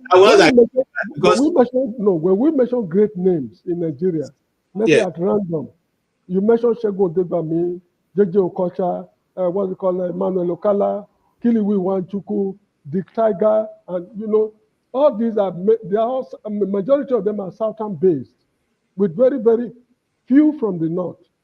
And they are saying that they are more, the population of the north. The population of the north is more than that of the south. So why is it that the minorities are excelling while majority of the majority are unable to make their mark? Okay, this is what I would say, because even in the north, you have the people, great musicians like Mama Shatta, Damara Jos, the great Two-Face, and what's the other guy's name from Jos? I mean, we used to know that Jos and Macaulay were of creativity. So what I'm trying to say is that there are certain things that worked over the years in Nigeria as a nation. Look, why has the eyes of the government not been open to utilize these places as the West as an example? The Western Nigeria, I'm not a Yoruba man, we were formerly part of the West. Western Nigeria, in my opinion, is better organized than any other part of the country. Mm-hmm. Look at how they organize themselves. They have everything it takes to make a country. The universities, the roads, the ministries, the schools, the seaports, airport, everything it takes to make a country, they have it intact. If the country should break up today, there will be least among those who will worry about the new dispensation. This is because of the effort of one man who pursued education vigorously. Now look at the East. Through personal effort, personal achievement, because I understand that among the Igbos, they only respect achievers. So for you to command respect, you just have to do something spectacular, not necessarily becoming a millionaire. Somebody like Ojukwu, for example, Francis Akano Ibiam, I think if I'm not mistaken, the first Igbo medical officer. What's this man's name? Michael Okpara. These were not millionaires as such, but they were achievers in their own way. You get the point I'm making? So, but lumping everybody together and say you are Nigeria, must we be Nigerians? This is the point I'm making. If not for the Berlin Conference of 1884 to 1885, this country wouldn't have been in existence. So where do we stand? I mean, so fundamentally we are Africans, but fundamentally we are not Nigerians. It is the white man who made you and me Nigerians. I can relate very well with you as an African. Whenever I'm traveling to any part of the world, I'm attracted to Africans, but not Nigerians. So Okay. that concept called Nigeria is too artificial. And Okay. this is what is troubling most African countries today. Thank not you. only Thank you so much. I have a question for Righteous Man, of which you're also going to weigh in. Righteous Man, if you this is not who you are, but assuming that you have a child and your girlfriend comes to give the child a name, is that what you're going to be? And when you realize that the name given to your son was from your girlfriend. In other words, Nigeria, some people hold so fast to the name Nigeria because they say it sounds good, it's okay. But we all know that the name Nigeria came from Flora Shaw's, who was a girlfriend of Lord Lugard, whom by the grace of God I was able to go to Lord Lugard's, where she actually lived. I did a documentary there in Lokoja on the hill, looking over the River Niger and River Benue at where it was, the confluence. Now, why do I say that? I'm trying to say that we all know that the reason why the name Nigeria was given was because she thought about it as the black people's area, the Negro area. Why are we holding fast to the name and not agreeing to do away with the name, just like Burkina Faso did away with the Upper Volta, just like Ghana did away with the Gold Coast, just like Benin Dahomey did away with Benin did away with Dahomey and became Benin.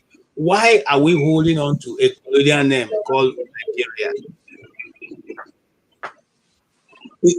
KJ, before I will answer that question, for the first time, let me disagree on some aspects of what my brother, Mr. James, alluded to.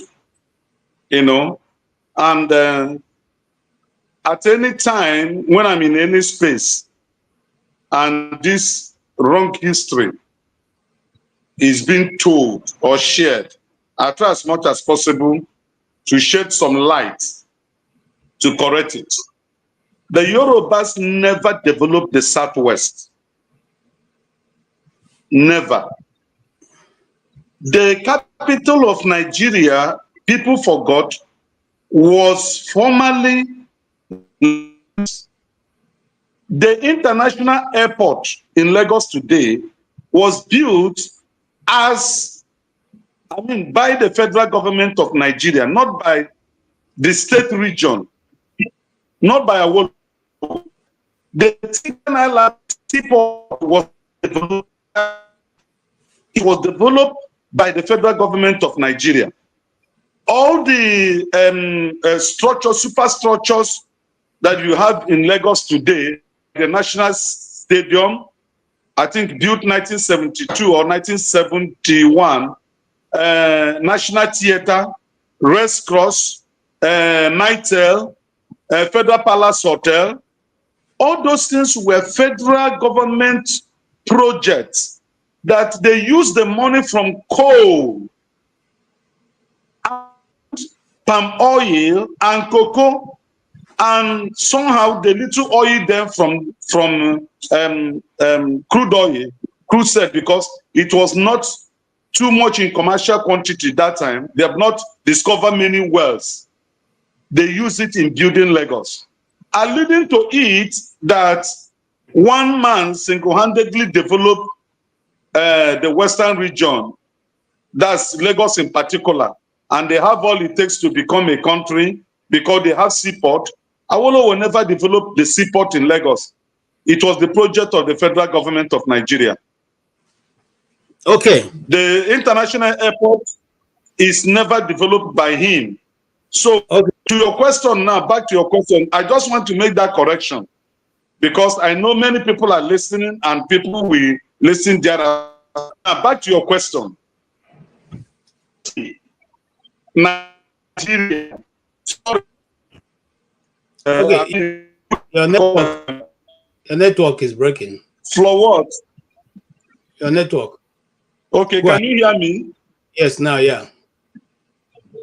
The girlfriend of Longlugard, Flora Shaw, that named this place Niger area, Nigeria. Okay, who is that Flora Shaw? Is she not a Briton? Is she not? If she's not a Briton, is she not a Westerner?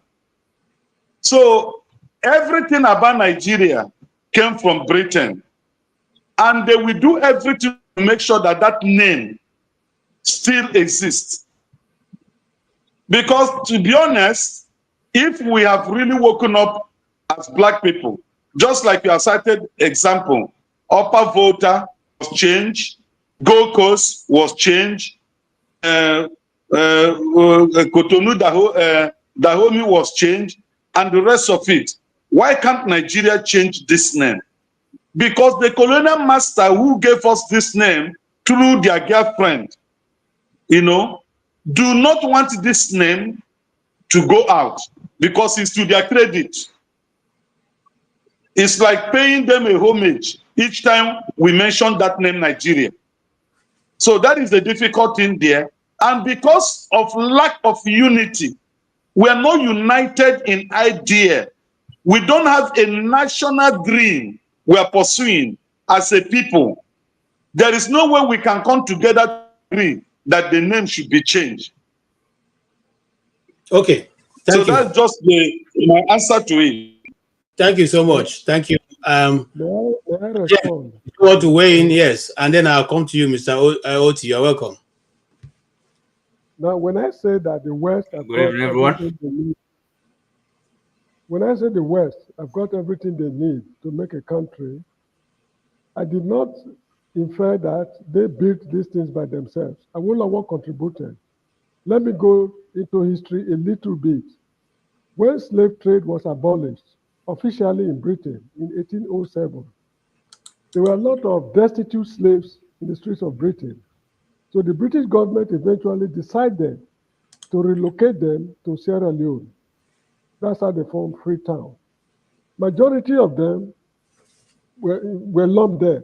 But the slave trade was still going on. The Portuguese, the Spaniards, and other countries, they were still involved in it.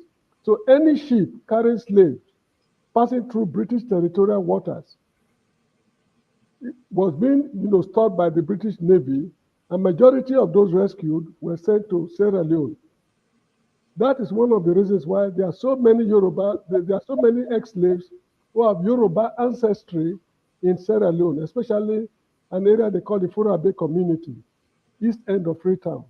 Now, when they got there, people like Bishop Ajayi Crowder and others who came from Britain and the captives, they were able to retrace their steps back to Nigeria. They went back home. Most of them got to Lagos. They introduced Western education in Nigeria. It's not Awolowo. Awolowo only made the platform and he built on it. So they produced the first lawyers, the first doctors, the first teachers and others, Western Nigeria. That is how they used their influence to, should I say, they were able to have influence over the white man to make their capital. If not, places like Calabar was a very good candidate. Hope Waddell Institute, I understand, was the first secondary school in Nigeria, if I'm not mistaken. That place would have been a very good capital as well. But they were able to use, let me finish. They were able to use their influence to, locate the capital there. And while the capital was in Lagos, they knew how to play their games. They were able to manipulate the federal government to develop that area called Lagos. It was during Murtala Mohammed's time they took the decision sorry, maybe I'm wrong, but he was part of those who took the decision You're that right. the capital should be You're right. moved from Lagos to Abuja, a centrally located place. Yeah. So it is the federal government actually who built Western Nigeria. But that apart, if you look at the way they organize themselves, they are the most urbanized Nigerians. They have more big cities than any other Nigerian, than most other parts of Nigeria. They have more big cities. They have quite a lot of secondary schools. Of course, as far as education is concerned, Awolowo built on the foundation of Ajayi Crowther and other Yorubas who came from Freetown. This pidgin English we speak today, they brought it from Freetown. Here in the Gambia, where I live, they also have their own variety of pidgin because most of the Freetonians, they also relocated to the Gambia. So they modified their pidgin, which I understand. And in Nigeria, we also modified ours. But the original home of pidgin English is Freetown, Sierra Leone. Okay. That is why a word like potopoto, potopoto, that is mud. Yeah. Yes. In Sierra Leone, in the Gambia, Nigeria, Ghana, potopoto is mud. The word they got it from Congo. It's a Congolese word. The slaves they took from Congo on their way through West African waters, they were liberated and settled in Freetown. So that language, the Creole language in Freetown, was developed using Yoruba syntax. And they adulterated English with a lot of African words. That is how the language came about. I'm not disputing what you are saying totally, but the Yorubas, they played their card very well. Thank you. The federal government invested Thank you. massively Thank in you. Western Nigeria. Now, they have all it takes. Thank you. Thank you. Thank you. Thank you. I appreciate it, and I hope our viewers are learning a lot. But let's move forward because we have 1 hour 30 more minutes. This broadcast is going to be for 3 hours, and yes, Mr. Oti, you are welcome. It is said that one of the challenges of Nigeria as a nation is leadership. They say because a country with weak institutions, ineffective governance, and lack of accountability amongst leadership of that nation is bound to go nowhere. In other words, it's dog eat dog. Do you see that after 64 years and we're still playing at the ferry? Well, we have not even entered the main arena. We're still at the ferry. Is there will this nation we are looking at be built in this generation at all? Hi, good evening, everyone. Righteous man, I salute Mr. James and KJ, Anchorman. Now, leadership. Yes, I mean leadership is important. Is vital. I mean, discussing the topic of Nigeria, where we are and where we could possibly be heading. I think it's useful we remind ourselves that this is we are in our third outing. It's third republic, is it not? Because we had the first republic, second, and then this is a third one, and from every indication, it doesn't seem to be working. So what's going to happen next? Yes, leadership. Leadership does not. I mean, important as it is,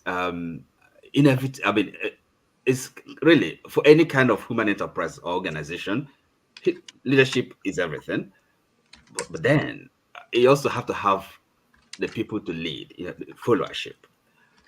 And when you cannot have the followership, even leadership with the best intentions, I think still it may not work.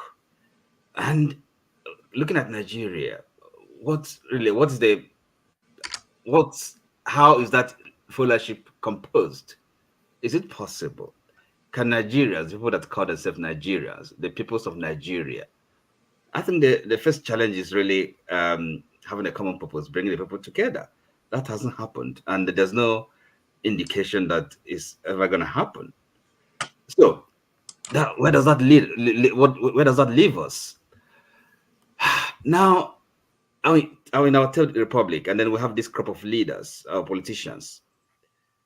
Do you think, looking at them, the way they behave, the way they act, I don't see any light at the end of the tunnel.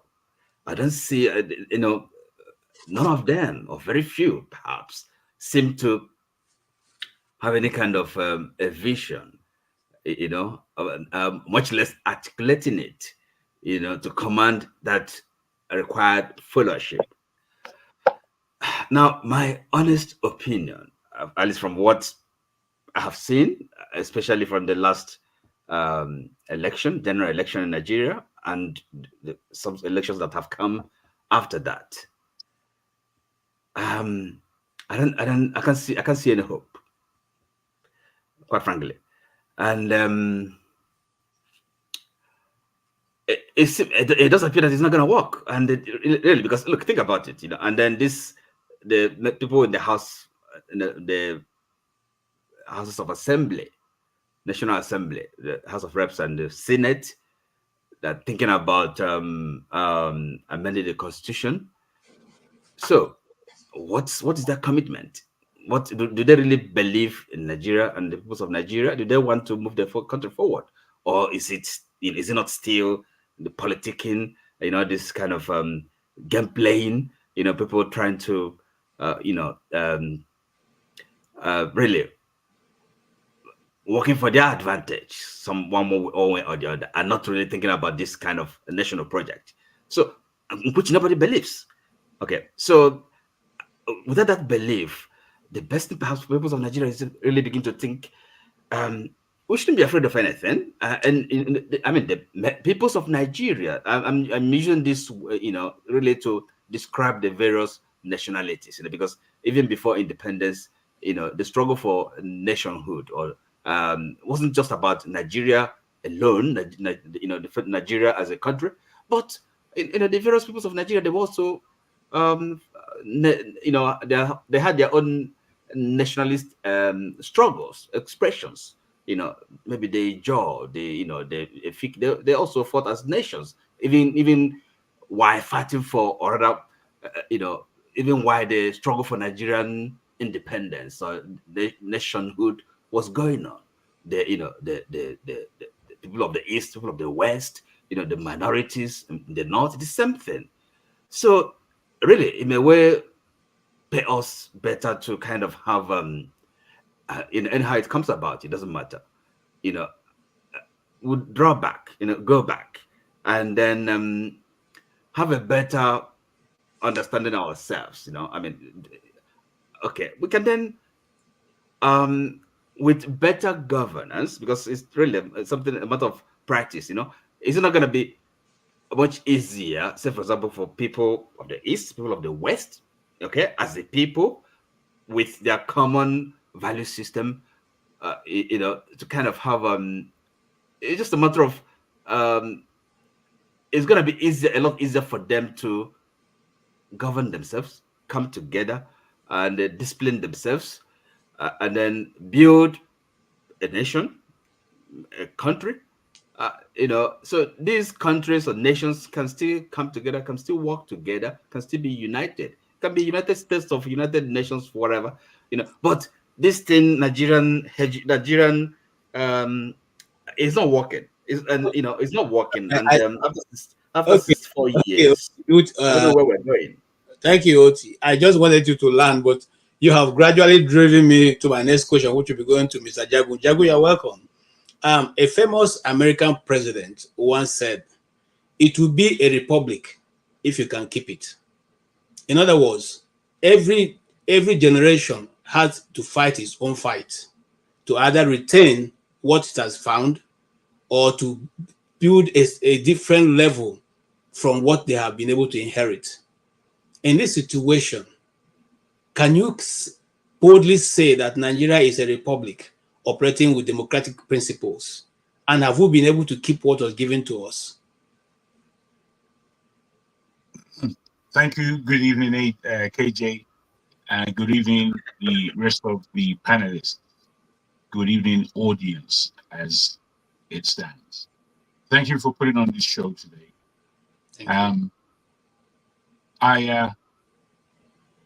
Before I come to that very complex question, but a very apt question, I want to underline something that Righteous Man has retorted against what our brother,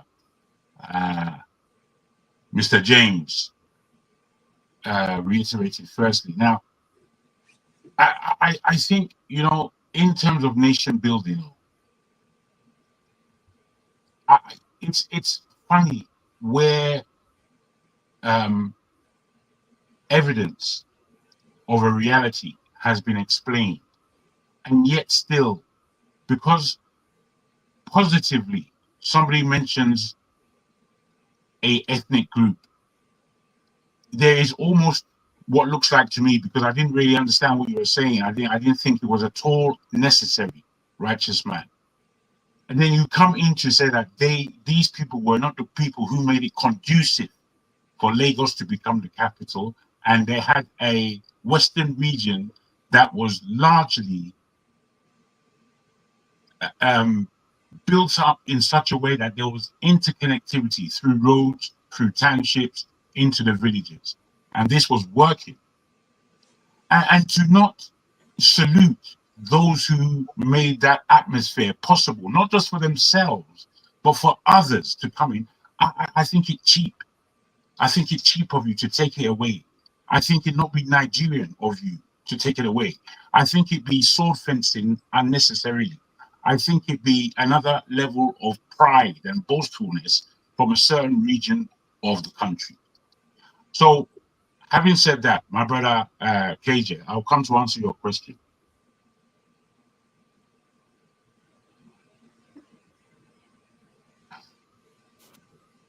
Nigeria, unfortunately, if we are honest, is not a country, nor is it a nation. As much as we've been, over the last 60 odd years, fighting to bring it to that point, we have indeed inherited a great deal of wealth by way of culture, by way of respect in certain ways. Sometimes when I look at Nigeria and the horrors that it's been through, I suspect other countries with a different set of people, that place would have blown up into deepest violence on a regular basis. It would have been like Israel, Palestine. But it's not. As bad as it is not that. And again, I feel that Nigerians need to kind of salute themselves, because it's the Nigerian people that somehow have kept it like that, more so than the authorities. So, is it doable? Is what you're saying? Because what we are in the midst of right now, generationally, as you clearly underline, generationally, I believe our generation have received a great lump from the previous generations in order to organize and fix before it gets to the generation of our children. And that is a lot to appreciate in terms of the hard work it's going to be. Me as an individual, I think I've got 5 to 10 years kind of left in terms of mind space and thinking about this subject and being able to physically work my part and offer it to our nation. You know, and that's stretching it, because really I'm supposed to be completely retired, I believe, by now. I don't need to chase money. But I'm still not at that point completely.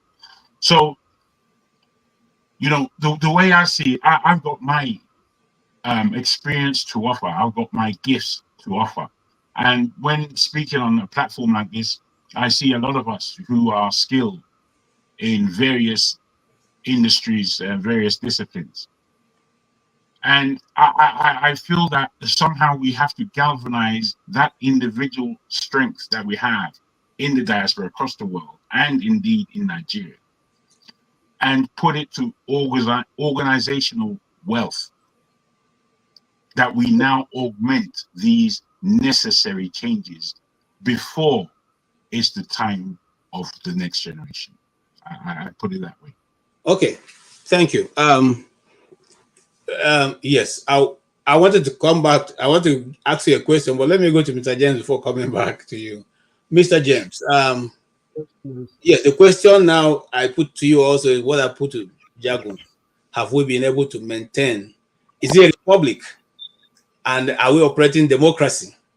And have we been able to harness our good side and bring to national development? Or are we just grabbing around the bush, like blind men, just using our legs to look for, where the orange or is on the ground? Is it that we're just grabbing, darkness, shadow boxing as they call it, without necessarily knowing where we are going?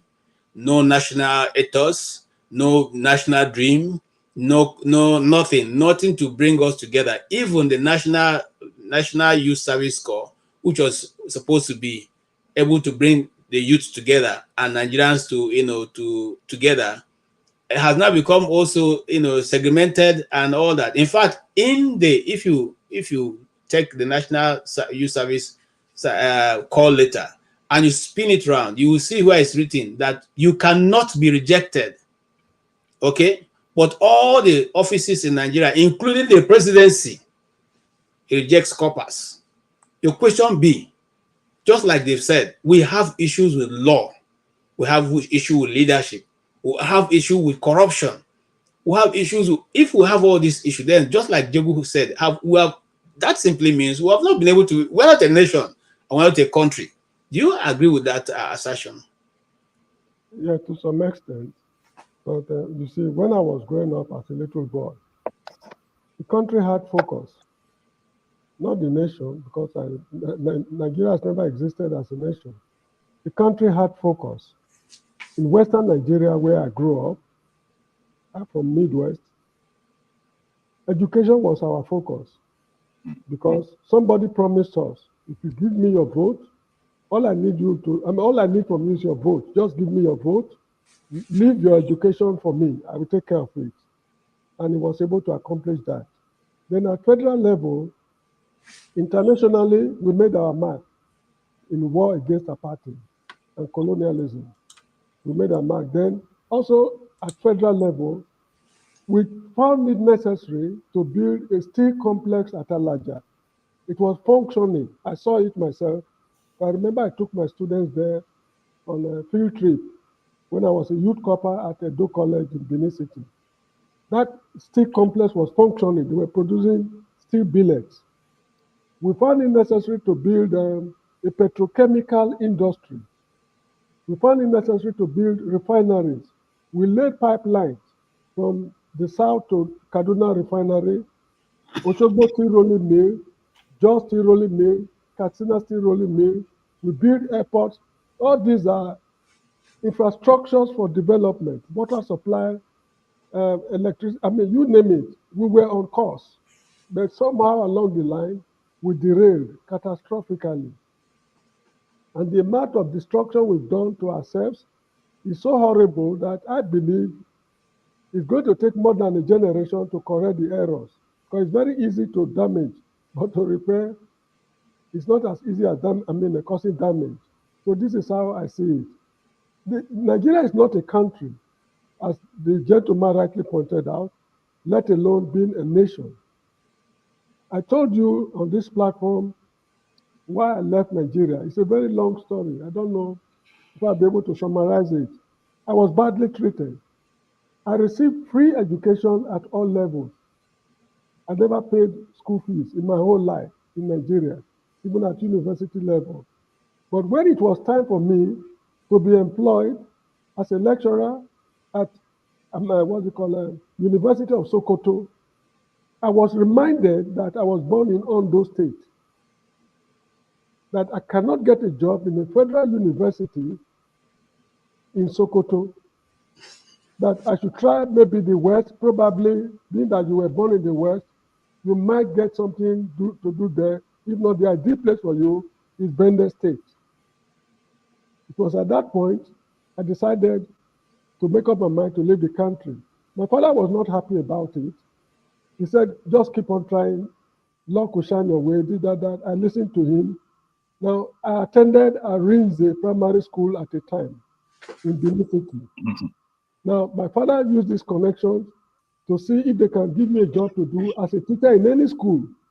So at the ministry, they told him, at Arinze Primary School, we can find something for him to do. That is somebody holding a master's degree from a Nigerian university.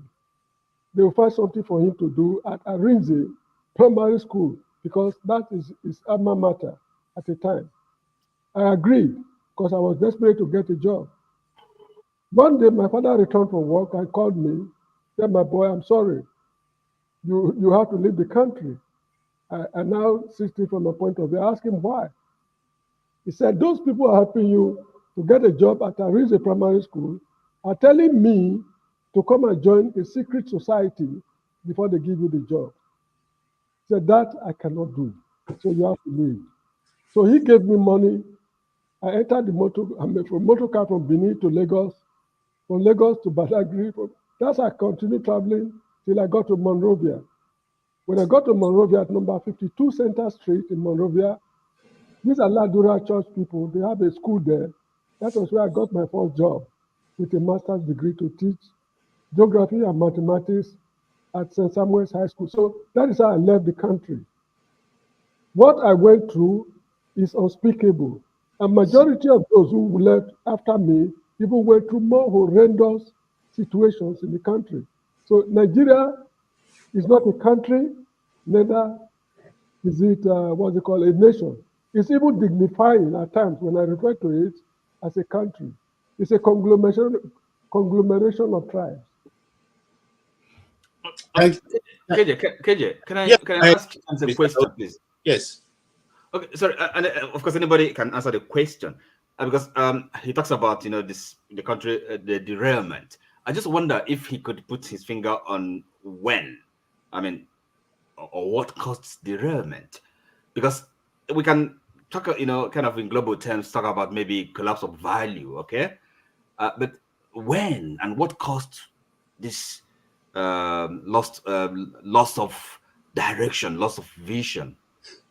Yeah, James, do you have an idea, or does anybody? Yeah, Because if we don't understand the cause of the problem, yeah, we can't really. That's an excellent question. It's an excellent question. The point in time where it started. I don't want to rely on written. I don't want to rely on literature in answering your question. But when I was a little boy, I knew very little what was happening in Nigeria. The Civil War met me as a little boy. Then after the Civil War, that was when I went to high school and I continued to know my left from right. So I noticed that during Yakubu Gowon's time, people were complaining bitterly that things are getting bad. But I could not understand what they were talking about. The man was severely criticized. I remember when the government was toppled, they nearly cut off Ogbemudia's head. And he turned out to be the best governor the state ever had. But the decline started after the end of the Civil War, from what I can see. Then Shagari's administration escalated it, in fact, astronomically. When you have people like Akinloye, Uba Ahmed, Marodiko, and others, it escalated, it was horrendous. Corruption was horrendous during Shagari's administration. But Yakubu Gowon did his best to curtail the excesses. If you read Wole Soyinka, said the man died. He complained about corruption in foreign embassies, the high-handedness of the military dispensation. That's one of the themes he addressed in that book. I see, from my own point of view, I might not be 100% correct. He started slowly during Yakubu Gowon's time, then the momentum skyrocketed during Shagari's administration. I see. KJ, if you'll allow me just a minute, perhaps this, maybe following from what you said, I can offer this thesis. Could it not be that because at the end of the war really never came to an end. The war was never really, you fight a war, such, the experience and the kind of a reconciliation. look, because the spiritual governs the physical. Okay, people that died in the war and all the pain and everything on every side. Perhaps the country, the peoples of Nigeria never really, up to now, have not quite come to terms with, I mean, the gravity of of a human suffering. That's the war cost, and perhaps remember the dead, right? In a respectful manner, honor their memory, their suffering. Okay, so if it could well be. It's just if in our kind of loss of direction, or this kind of started. Okay, of course, the war followed from the military intervention in politics. So perhaps we really have to go back to this time, this epoch, okay, to begin to cure the ills of Nigeria. Otherwise, we just kind of There are certain illnesses that you cannot cure. They are incurable. For example, cancer. For now, cancer has no cure. So anybody who is infected with that disease called cancer, is as sure as the sun will rise that is going to die of cancer. If I can quickly, so corruption in Nigeria is cancerous. It's cancerous. Okay. A father can go to bed with the daughter. If a mother can go to bed with the son for certain important reasons known to them, that is the level we've degenerated to so far. In Benin City, when I was growing up, if an unmarried girl to get pregnant in the father's house is a taboo. I mean, it was a taboo in Benin City in those days. All right. The father was so angry that come in, KJ, come in, bro. Okay. Thank you, thank you, thank you. And I've heard both arguments, and I want to dwell on the part. Yeah, I can see your hand, righteous man, but I'm moving. Let's take it one after the other. Mr. Jagun, you heard Otis' response, and one of what Otis is saying is actually at a higher realm for those who are spiritually minded. Some people have given the theory that the issue of light in Nigeria could be spiritual, because where there's no light, darkness covers the whole place. Some people have also said that because they mistakenly said that Ogun is the god, the symbol of NEPA used to be the guy with the iron hammer, and that's the reason, because that it represents. At the time, it was Obasanjo who brought that right from their court, which whatever it were, I mean, I don't know, I can't quote that. But what they're simply saying is that these things are spiritual. Could it also be that these things are really spiritual? The people who lost their life during the civil war have not been appeased, put at rest? Or is it that we are just, a people who are refused to make a development for our people because we are... I feel I know how to answer this question, given the to-in and fro-in between James and Oti earlier, which was inclusive. And your question. When we speak on a spiritual realm, I would agree with some of what Oti has said.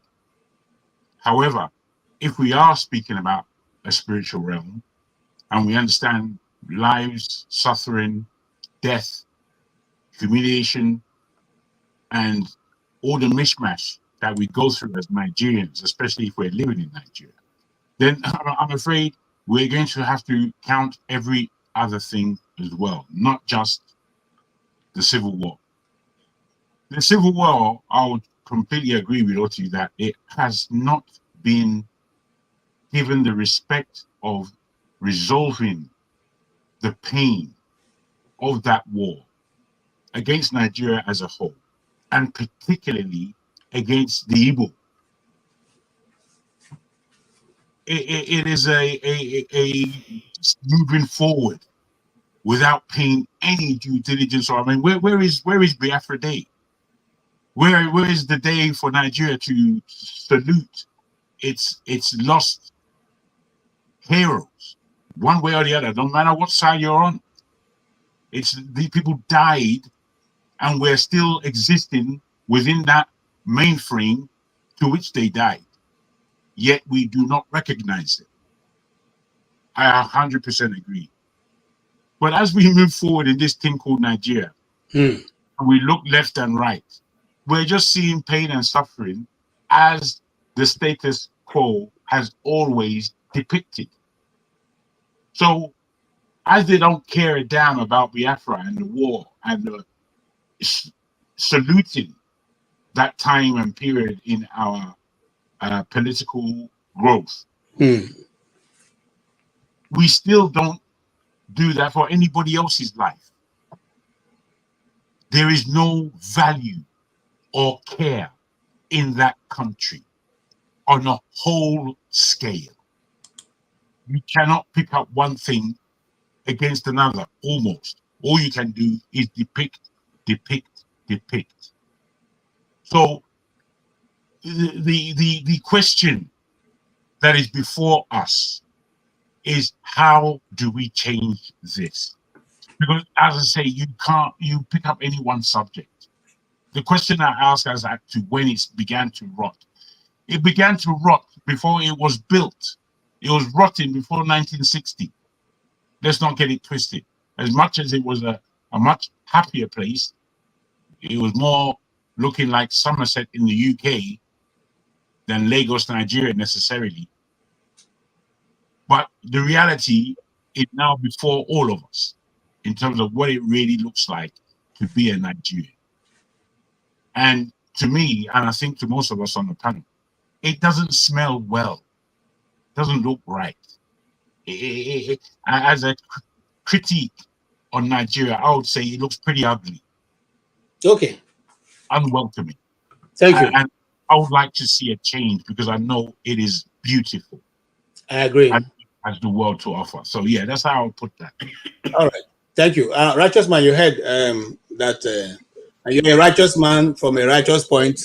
And so what will you say? Yes, because at this point, tell the truth, I will like, there was a time, remember, I was small, but I read the newspaper at that time, that Obasanjo said, look, if they are not going to allow apartheid to be ended in Nigeria and South Africa, let them use the Ogboni people to go there and deal with them, So is it, yes, is there? I read in the newspaper, in fact, that time it was, is it to publish something? Not one of the papers were not.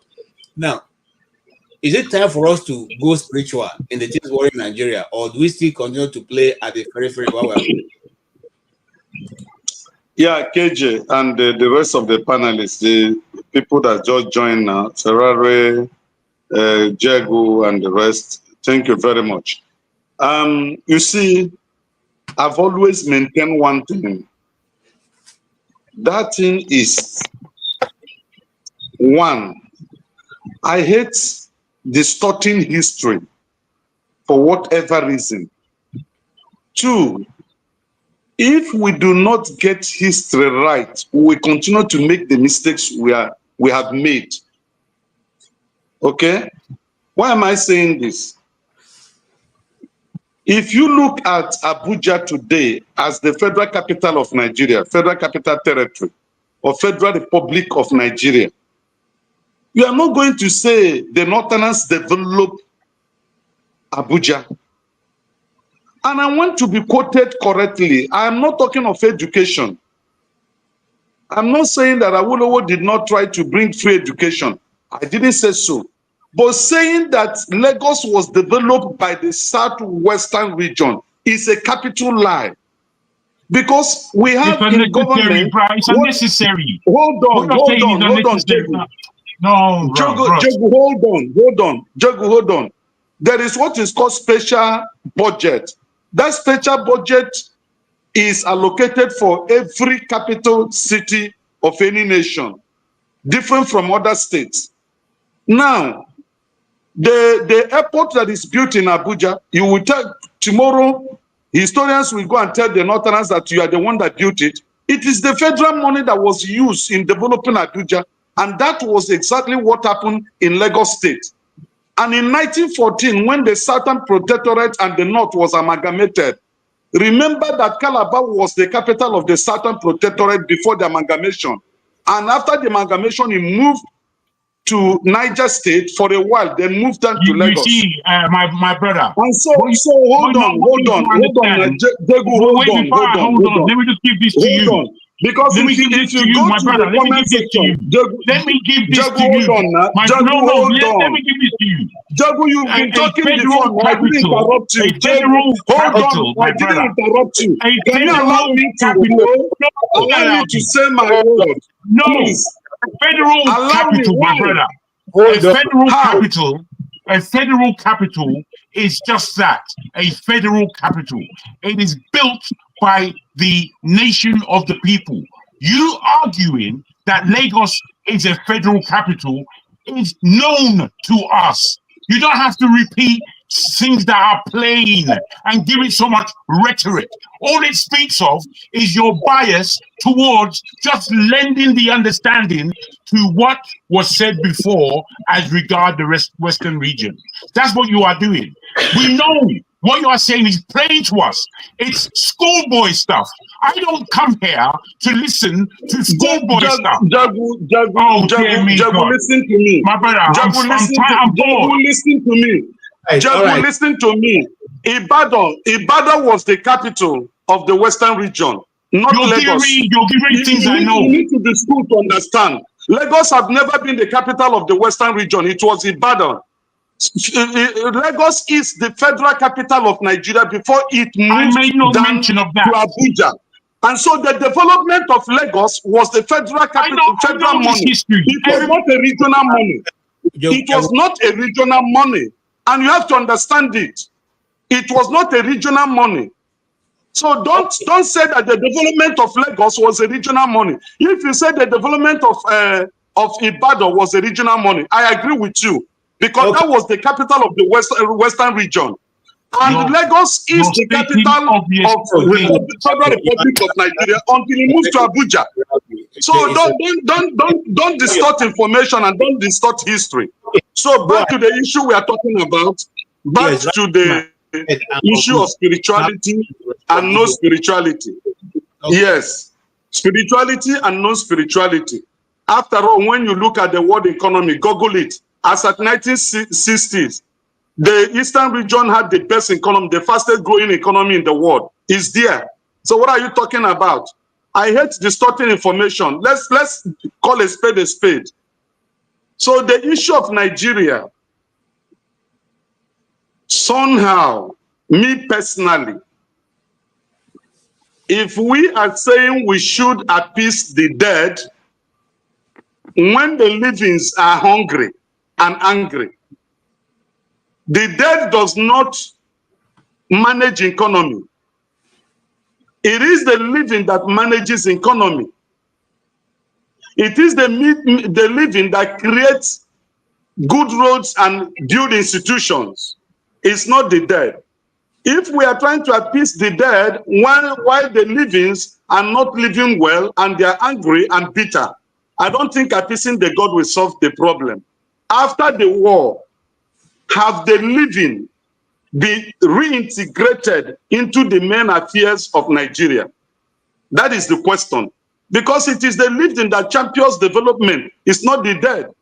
So as long as the Southeast have not been integrated into the mainstream affairs of this country, then appeasing the gods in order to make Nigeria work cannot work, because it is only the living that champions development, not the dead. All right, thank you so much, righteous man. You have brought a righteous end to it. I said you are going to come on the righteous spot. Now I'm coming to Mr. Ferrari. Mr. Ferrari, you're welcome. Righteous man have said that the living are not even getting a bono and a goosey to chop. And we're talking about appeasing the dead and have died and gone. Well, that is because we as Africans sometimes we agree that there's an unseen world which we all can attest to in our communities. But however, from your own point of view, like before you came, I know you've been listening to the discussion. One famous American president said, "It is a republic if you can keep it." And democracy is supposed to be a government of people, by the people, and for the people. Do you think that we have been able to keep a republic and that this is also a government of the people? After 64 years, can you beat your chest and say we have made a mild progress, even if you say democracy is only our achievement?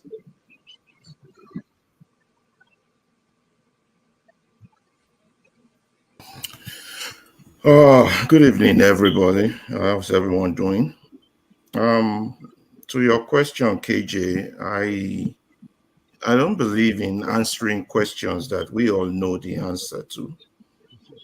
Every one of us on this panel knows the answer to that question. But I want to use this medium to at least say the following things, that the truth matters. And when it comes to Nigeria, the truth has not made its way to the public space. Now, public spaces cannot become genuinely political spaces without a meeting of human beings on both human and humane terms.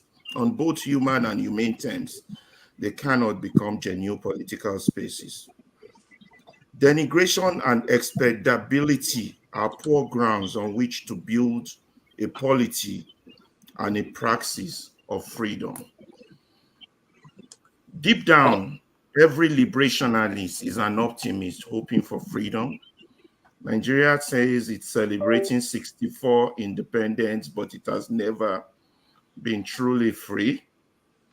And as all of us continue with our thoughts and as we continue to participate in this continued cry to the present and to the future, and as we call for a conscientious commitment to truth in this continued struggle for freedom, which we don't have. Because freedom in itself, it's a long way to freedom, a very, very long way. And the sad reality of our situation is that we have not even started. At 64, Nigeria is a deadly poison that drives out anything good from its territory. When Nigeria happens to you, Nigeria does something to you. It transforms you. It damages something vital in you. It destroys something essential. It transforms something good to bad. It kills the living conscience and it eviscerates the soul. Nigeria, it conquers the joy and the life of the living, and it literally kills the humanity in a man, turning him or her into the army of the dead, a zombie. You see, it happens to all. It don't matter your tribe, east, west, north, south, central. Nigeria kills a man and turns him into a night walker from the Game of Thrones. And the man in him, once living, is now dead and is now a risen soldier that fights for the Night King. This is what happens when Nigeria happens to you. You all might argue from here till tomorrow, but one thing is clear. This your political dispensation, whether it is the APC, PDP, Labour, or any of the other 17 or 18 other political parties, are doing nothing but are raising the army of the dead. And they are doing it on a daily basis for the Night King to fight and destroy the living and wipe out mankind in Nigeria. Indeed, as we look up to the sky and watch out for the weather, winter is indeed coming to Nigeria.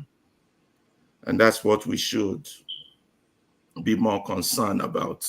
Let us not fool ourselves as to whether we have democracy or not. We all know the answer to that. And if those who are behind the shadows think that we do, I say more grace to their elbow. Let them continue to deceive themselves. Thank you very much. Thank you, Mr. Ferrari. Mr. Ferrari says we all know the answer to the question. And so Nigeria has not been able to come together to answer that question that we all know.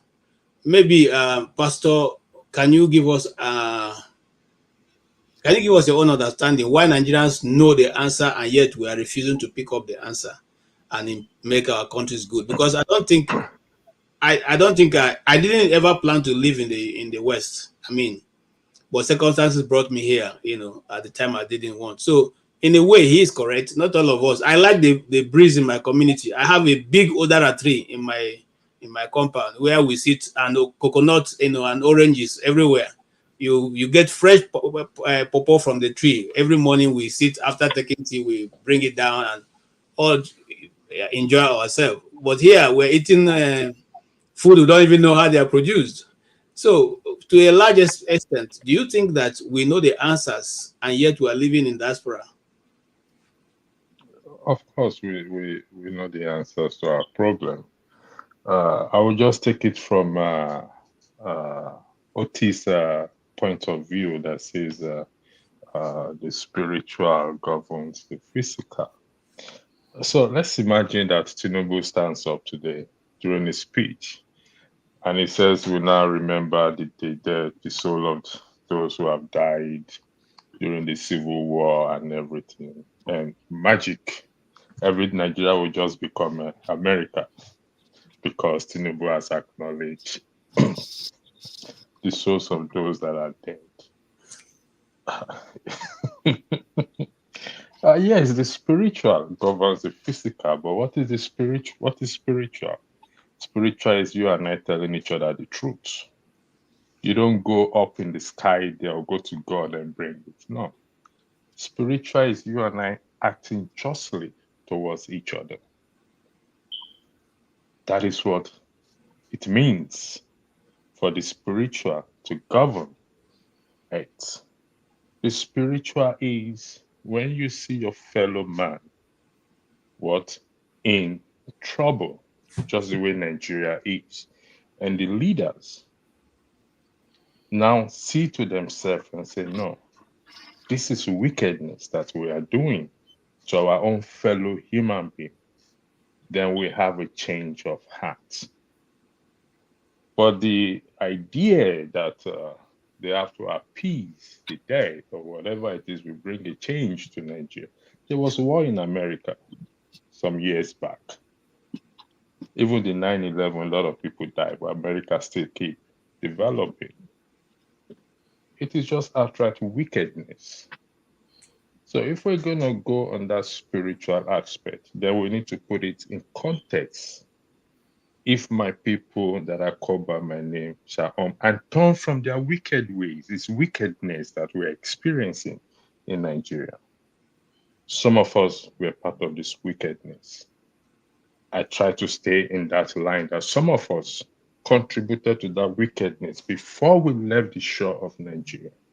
So we must not take ourselves away from it if we're part of it.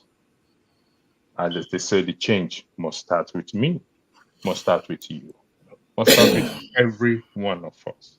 But that idea that, the spiritual governs the physical and appease the dead, and we're going to have electricity and going to work in 1,000,000 years.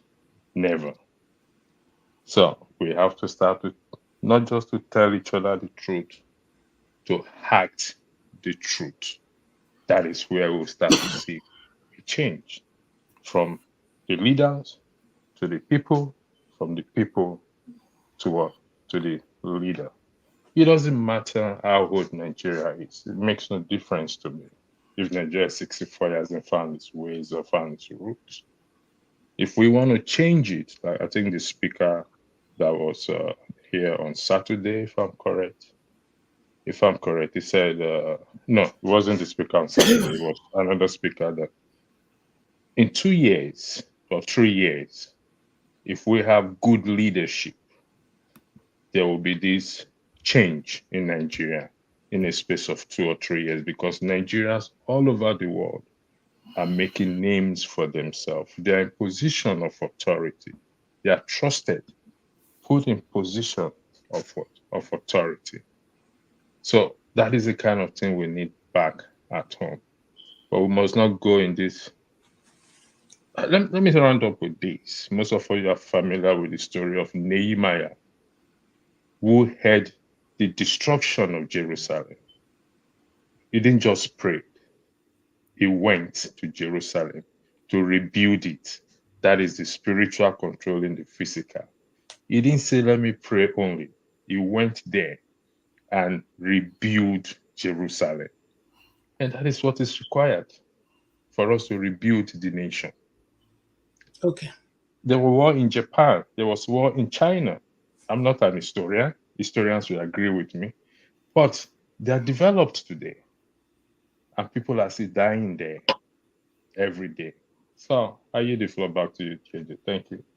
Thank you so much. I come to you, Tony. Tony, okay. I come to you because the pastor has taken it to a point that I want you to come in. And that is that Nigeria, as it is now, if we want to develop, we'll know what to do and every other thing. Do you think that the present crop of leadership or political structure is going to give us that, lead us to, the place that we want to go to? Or it's just Nigeria, there's this thing we do, when you go to the theater, you're going to a theater, that whatever is going to be done is not true, but you willingly give your own consent that you want to be deceived for the next 1 hour. Is that what we are doing in Nigeria? Is it a willful suspension of disbelief? That's what we call it in theater. When you walk into a theater to watch it, or you put a film, you slot the film, you know that whatever they're going to do in the next 1 hour is not reality, but you allow yourself to be taken in that ride. Is that what we're doing in Nigeria?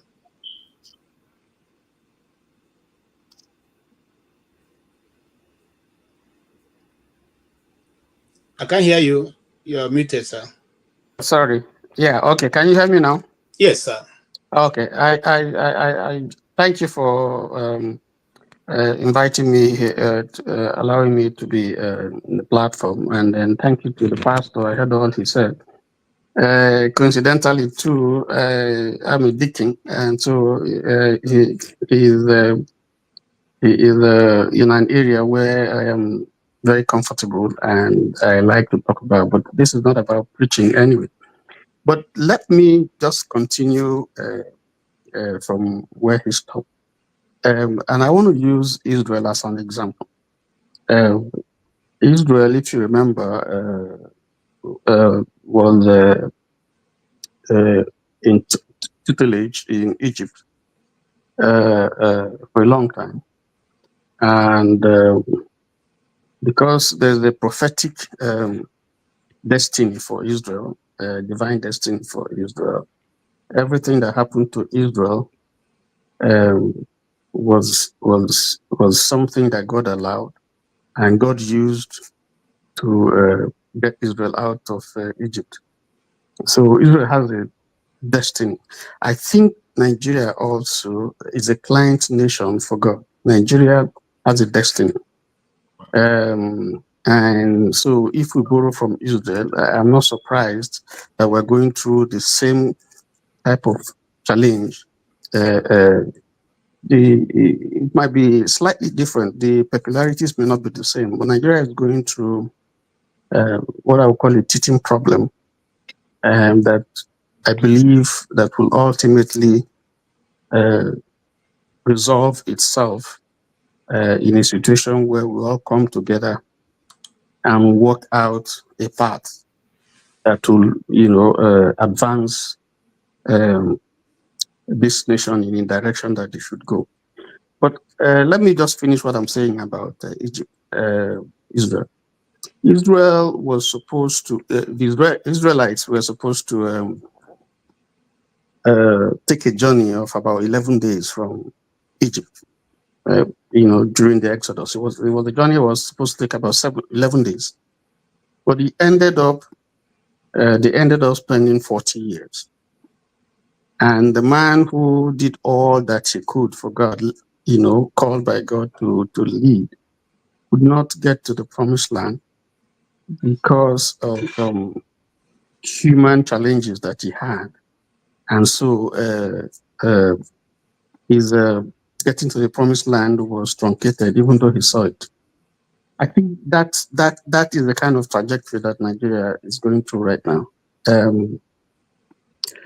64 years is a long year for any human being. If you assume that Nigeria is a human person, 64 years is a long time in any nation's life to reinvent itself and sort out whatever challenges that it had.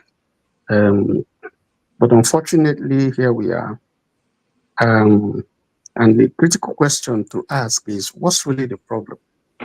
Is it that we don't have solutions to our problems? Is it that we don't know the problems?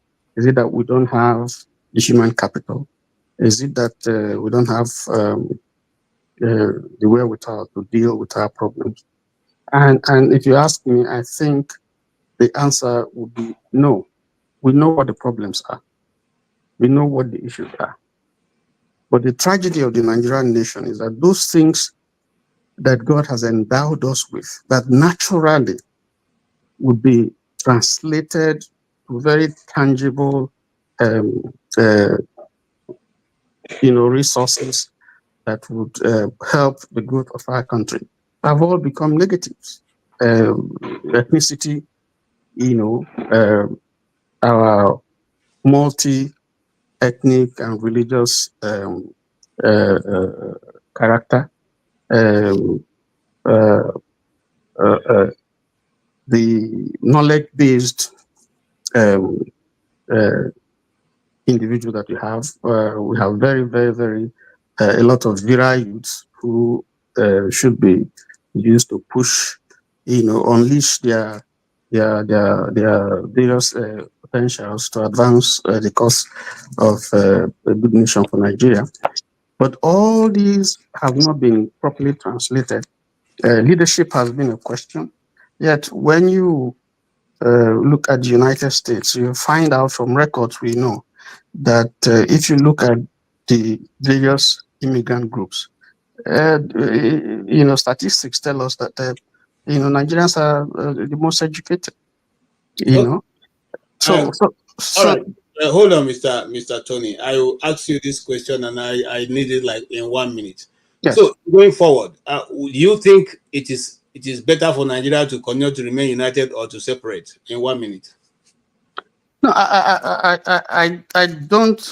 don't think separation is the issue. I don't believe that separation will be the more the merrier. I don't think separation is the problem. I think that the institutions are very, very weak, because that's what sustains a society. The institutions are weak. If you have people who are human beings, have a tendency, to pursue their individual interests. So, but if you have institutions that are strong and are virile and potent, and they can stand and challenge such deviant behavior, then the nation works. But if you look at Nigeria, you don't. They are weak. They can be manipulated, they can be bought, and so the state captures them, and then turns to anybody who has enough money, will do whatever he wants with the country. Thank you so much, Mr. James. We're actually trying to round up right now. Do you think? And also, I would like that your answer to be within 2 minutes. Do you think that the Nigerian as a nation has come to a point where we can just call it a day, in peaceful resolution, shake hands across the Niger and say, you know what, let's go back to the first that worked for us, which is regionalism, the West, the East, the North, the Central. Let's see how whether Nigeria can eventually do better than we have done in the last 64 years. Regionalism in the first place did not work. That's why we abandoned it. Nigeria is beyond redemption. I thought it was the coup that stopped regionalism. No, there was corruption before regionalism. There was infighting among the leaders in the during the First Republic. It was the infighting that caused the Civil War.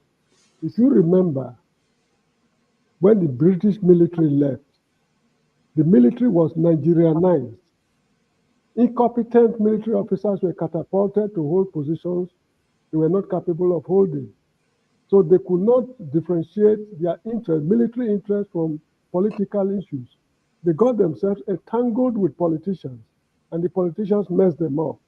That is one of the contributory factors to the outbreak of the Civil War, incompetent military officers. So Nigeria is beyond redemption. I don't want to waste my time discussing how to solve Nigeria's problem. It seems we don't know the degree of the monumental rot we are grappling with. When I was a high school student, I think from 1 or 2, my science teacher taught us that chemical reactions are irreversible. Although one chemist told me not long ago that that has been debunked. It's just like a piece of meat that is rotten. He said you want to work on it to make it consumable. It's not possible. Nigeria is beyond redemption. Nigeria is an inspired product. So let us think of post-Nigeria republics. That's my submission. Okay, thank you so much. Mr. Oti, do you think which way, united or we cannot to be separated, or which one? Separation or united? Okay, my solution would be, well, you said it, regionalism, or could we could say sectionalism. Kind of, if like going apart, okay, albeit it could be temporal, okay, and so that's really for me a new beginning.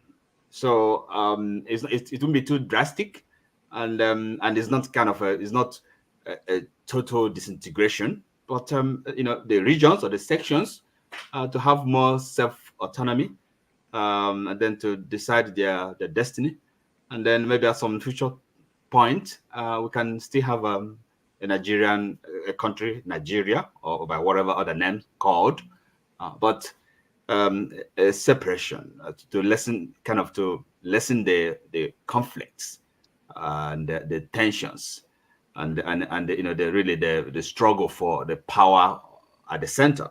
That is the problem we have. Too much power at the center, and then this power at the center dispenses privilege. So that's what the whole thing is all about. So we need to kind of a separation. Yeah. Okay. All right. Thank you, sir. Mr. Ferrari. Yes. What's your own take so far? Because from your own explanation, the leadership knows what the problem is, but they don't want to take the option. So do we continue to manage the leadership like a man with the rotten teeth? That says that until the rotten tooth is pulled out of the mouth must continue to chew with caution. So what do you say, sir? Let me first of all correct the assumption of your question, in the sense that you are assuming that all king folks are skin folks. In Nigeria, the fact sorry, can you clarify me, since you are correcting me? Let me understand. Yeah. That question is assuming that you keep calling them leaders. You are assuming that no, not assuming the leaders of Nigeria. Okay, the questions in itself assume, maybe not you, that we are one people, we are Nigerian. We're not. You have to be very clear about how we got to this stage. There are two types of people in Nigeria.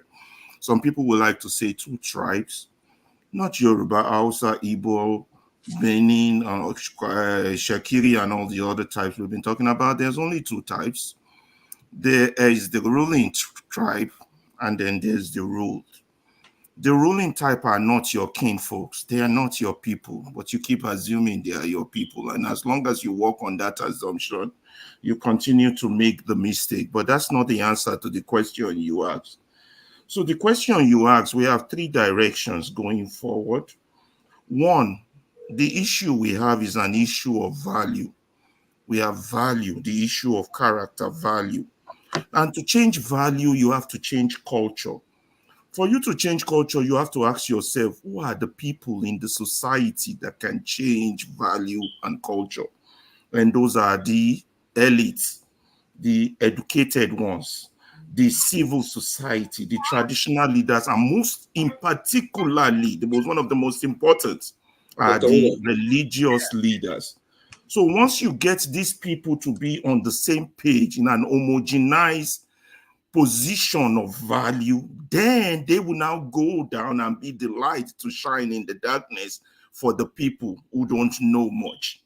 So for that to happen, we need a strategic plan of about 10 to 20 years whereby you want to homogenize all these people that I mentioned, because they are the tools with which a society change. The elite, the educated ones, the religious leaders. Right now, none of them are on board of the Nigerian project, no matter how you deceive yourself.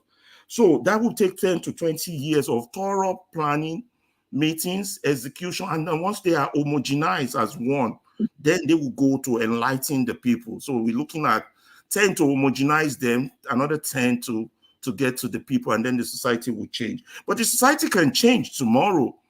If the religious values of our religious leader change tomorrow, I tell you, to take 2 days, Nigeria will be changed within 2 days. And I meant that.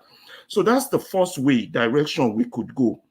The second direction is for us to wait 100 or 150 years for all this polluted generation to die and hope that out of their death will rise a new generation. And I'm talking 100 to 150 years.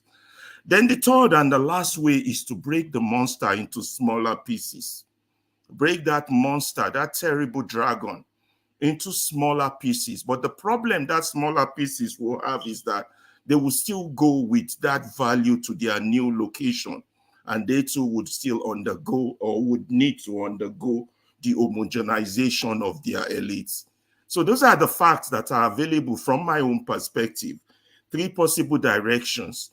You understand? The breakdown into tiny pieces would not solve the problem, but at least it will make the monster smaller, and a solution might come faster than the 10 to 20 years I estimated. They might get their solution within 5 years, I believe. But Nigeria can change in 2 or 3 days if your religious leaders are truly worshiping. All right. Thank you. Thank you. Mr. Jagun. Sir. Yes, your take, sir. Like Shall I just continue? Okay. Please allow me to sign out. Very good. So very dark over here, please. Okay. Oh, sorry. Okay. You have made an input, right? So you won't sign out. Yes, please. It's very dark over here. All right.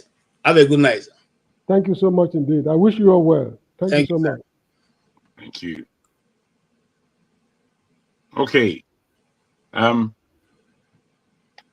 question being, can you just remind me of the question again? Because I'm listening to everybody and getting a bit lost in their answer. Okay. Do you mind? The question is, Nigeria have tried so far for 64 years. We have not been able to, we can't really name a milestone. Do we continue to try, or do we try to go to regionalism or separation? Which one will work better for a speedy and quick development for the people of Nigeria? Okay, I'm with you now again. Now, what Ferreira has said, he has given us the options as he sees it. And I think options is something to be underlined mentally. Prior to that, our brother James underlined that he no longer believes in Nigeria, and he's not believed in Nigeria for a long time. Break the place up. I think my answer, given those who answered before, a great deal of respect in what they have said, my answer kind of breaks down in terms of where Nigeria is now, the kind of world we are living in, and therefore, how does Nigeria answer questions based on the flux that the world is presently in? And for me, both in terms of the economics and the security of an economic and viable marketplace arena, regional space of the world, that would give a black peoples some level of access, some level of leverage some level of focus under a region of the world that constitutes a market, constitutes an economy, constitutes a well-secured arena. If these are the present challenges, then our choices now become different, if that's how we're thinking. And for me, Nigeria remaining Nigeria and growing itself into a bigger regional power is the only course. However, I would say that is possibly the most expensive of the options that we might have. The most risky, some would say, of the options that we might have. But I would say the most expedient in terms of time, and the most value driven in terms of what we get if we win. Now, if again we are thinking on these claims, then we have to ask ourselves, is it possible to achieve given the behemoth that is before us? Yeah, I can end there if we're to continue at all. But yeah, that is my belief, that Nigeria should not break up. Nigeria should solve its problems. Nigeria solving its problems would solve many problems of the Black world. Nigeria maintaining the ECOWAS and leaning in through Mali, Burkina Faso, and Niger to the Francophone West African countries as one region. This is my way forward. Okay, thank you. Pastor Andrew. Yeah, thank you very much. As far as I'm concerned, whether we separate or we stay together, as long as they give me electricity, it doesn't bother me one single bit. I don't know the issue of separation or this and that. Electricity is well. But let me use my time to address what Mr. Tony said. Like I said, in terms of your question, I don't care whether we are up the mountain or in the valley. All I ask for is electricity. That's all. Mr. Tony, I think we should be careful how we try to draw comparison with Nigeria and the children of Israel, or whichever way we want to do it. Because if you remember, Moses told the children of Israel, whatever you are benefiting, the land you are going to take, is not because of your integrity or your innocence. It's because of the promise God made to your fathers. So the question before us is, who are the fathers that God made promise to? And we are not comparing Nigeria to Israel. And we have to be careful in this regard, because some people, I've heard this narrative.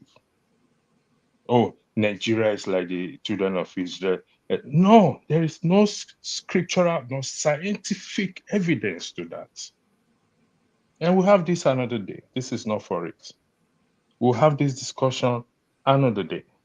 There is no scriptural, no scientific evidence to support that claim that Nigeria is like. If Nigeria is like the children of Israel, then let's behave like them. Let's start to carry guns. Let's fight. Let's start to defend our borders. Let's start to fight for freedom the way they are defending their people. Let's do right.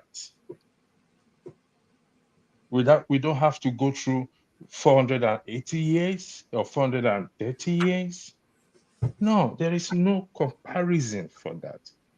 All we need to do is what? Is to do right. And the idea that Alaba said that if Nigeria is religious leader, no, it's everybody's responsibility. Yes, leaders matters.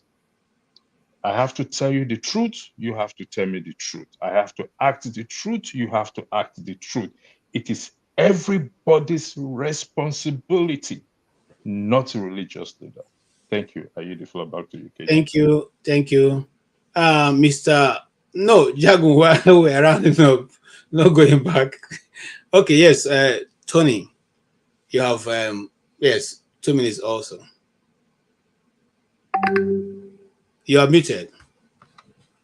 Let me respond to some of the things that the pastor said, and then I can make my further contributions. 2 minutes. First of all, Scripture tells us that the earth is the Lord's and the fullness thereof, the people and all who dwell in it. And Nigeria is a part of the earth. So there's a destiny, there's a prophetic destiny concerning Nigeria, just as it is with every nation, Now, I'm looking at, I use Israel as a historical basis. I'm not looking at the religious implications but there's a historicity in my analysis when I use Israel. I'm saying that there was a prophetic destiny concerning Israel. And there are certain things that were supposed to be done, but the people by themselves inflicted upon themselves what happened to them. And so it took a much longer period for them to achieve what ordinarily would have taken a shorter time to attain. That's the basis for my comparison. But let me say something here. You see, in the life of every nation, there are two things that govern a nation. There's policy and there's prophecy. Now, policy is the governmental afflatus upon which the government operates. For instance, you have the Constitution, which is the grand norm. And so every nation is supposed to follow whatever, constitution that it has laid down for itself. Okay, there are goals that are set. There are defined ways by which people behave and do things, and so on and so forth. So if you follow that, then you can attain your goal, and then it will be measurable because there are already guidelines that you have to attain. Now, in the prophecy, has to do with what? Again, I go to the Bible.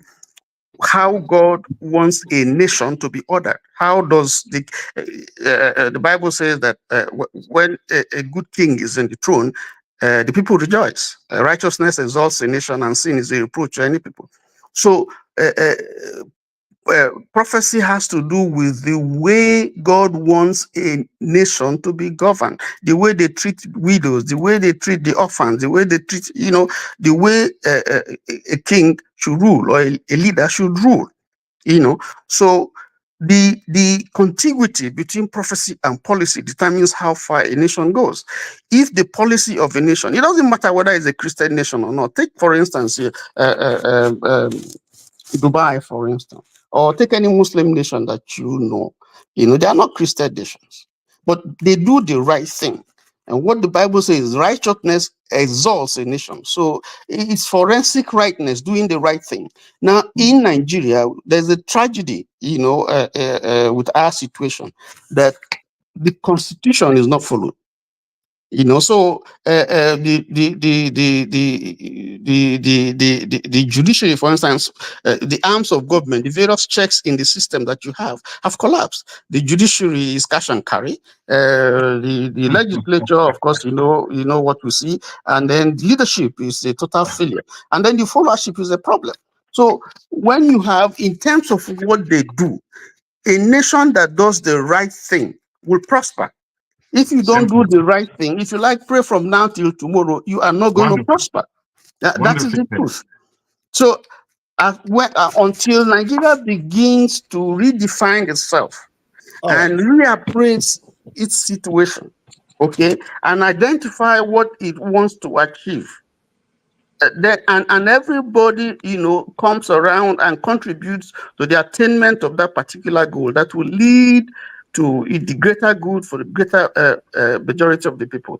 Until that time, we'll continue to go round and round and round in circles. That's what I'm trying to say. So the issue is not really whether we separate or whether we take regionalism. Right. We have tried the parliamentary system; it failed. We're now in the presidential system. There are countries that have been doing this and they've been doing well. So what is the problem with the Nigerian situation? What is it?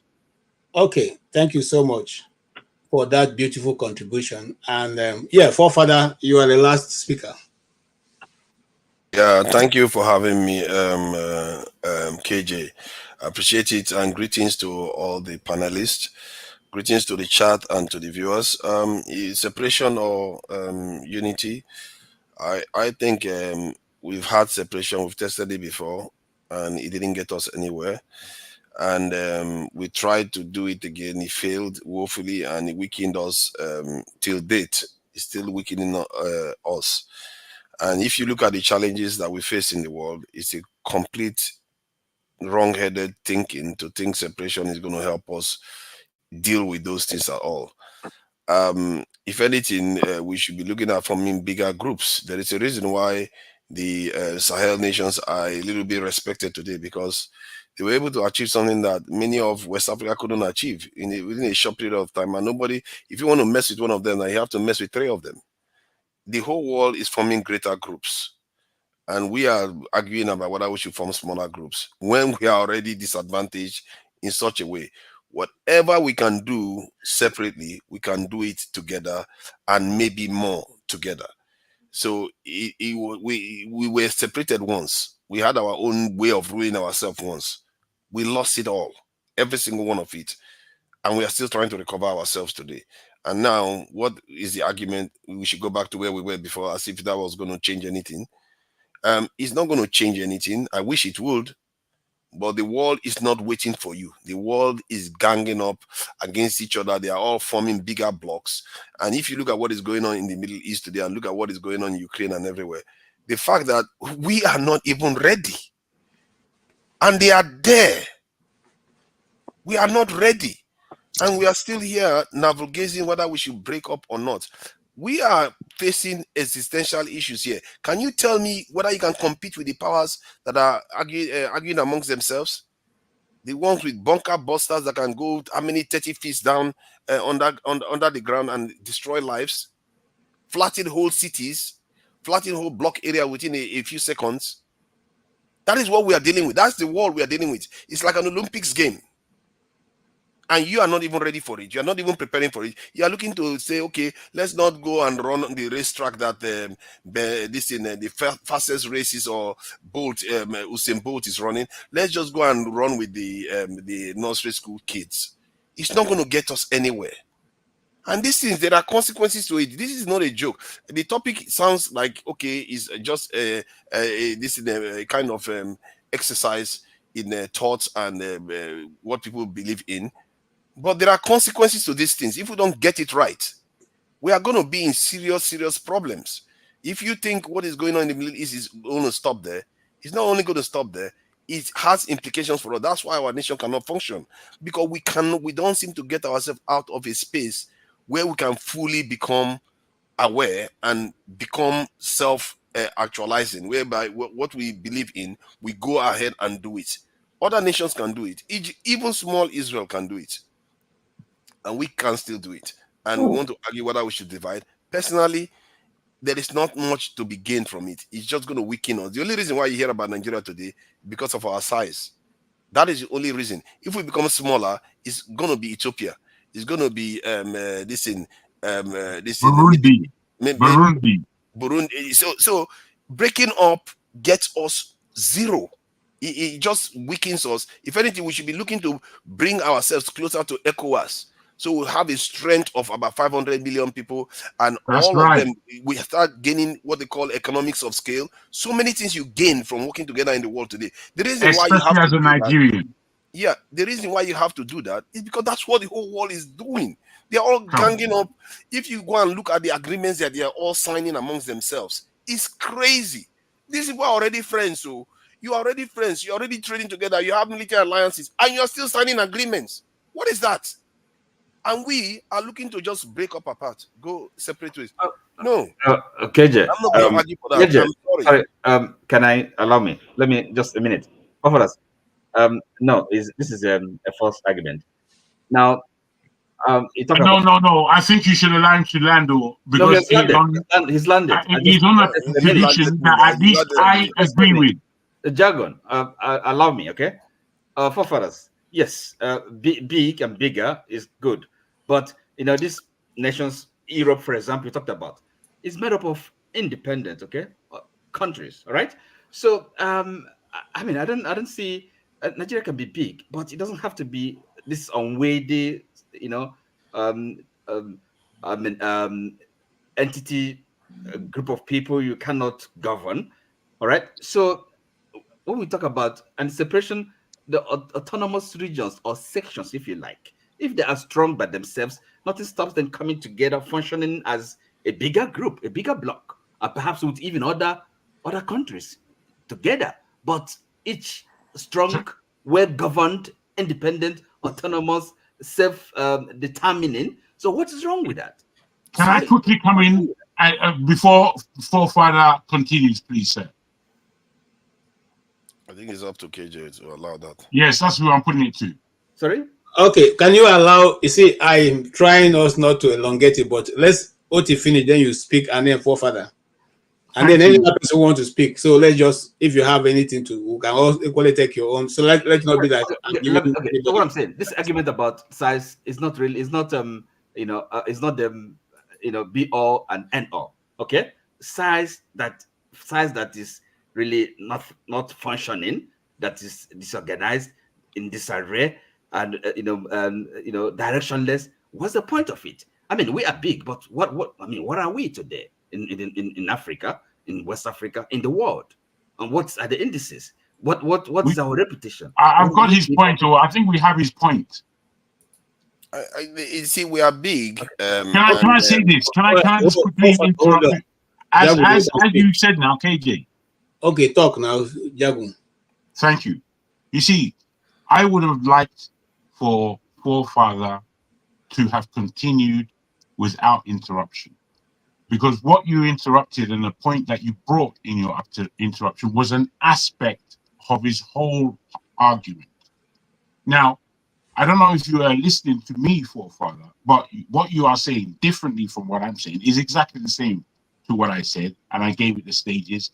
If you heard, maybe you should have conjoined it in order to push your thing further. If there's agreement on the platform, I think that is intellectually good to do, to forward an argument, if you recognize that they were similar at all.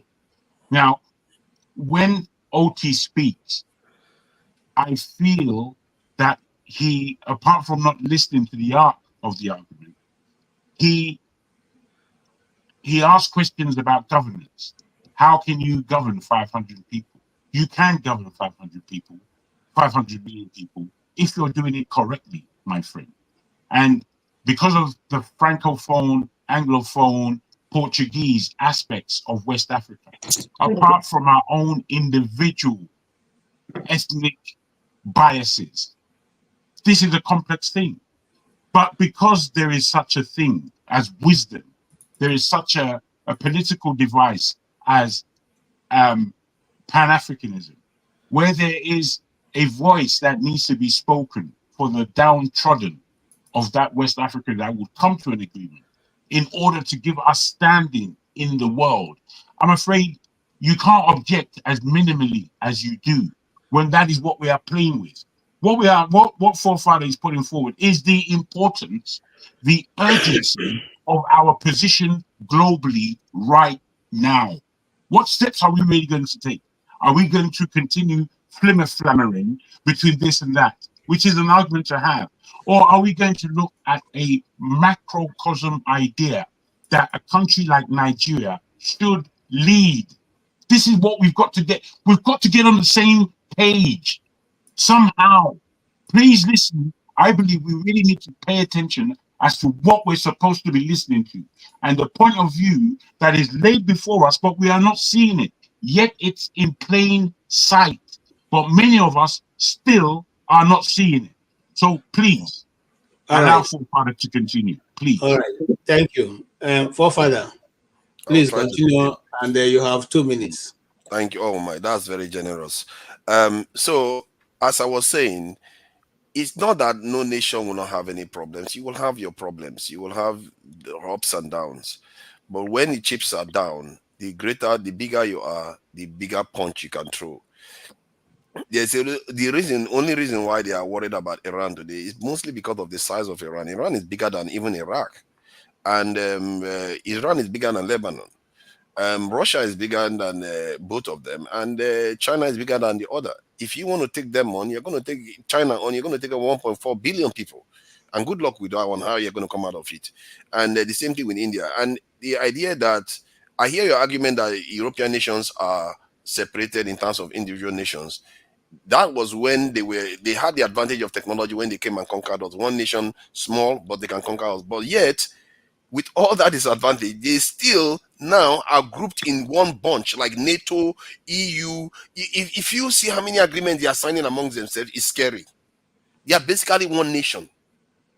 They are basically one nation. Even if they are not coming across as saying one nation, they are basically one nation. Make no mistake. You can travel from one country to the other almost just as freely as you can move in Nigeria, just with very, very little restrictions at all.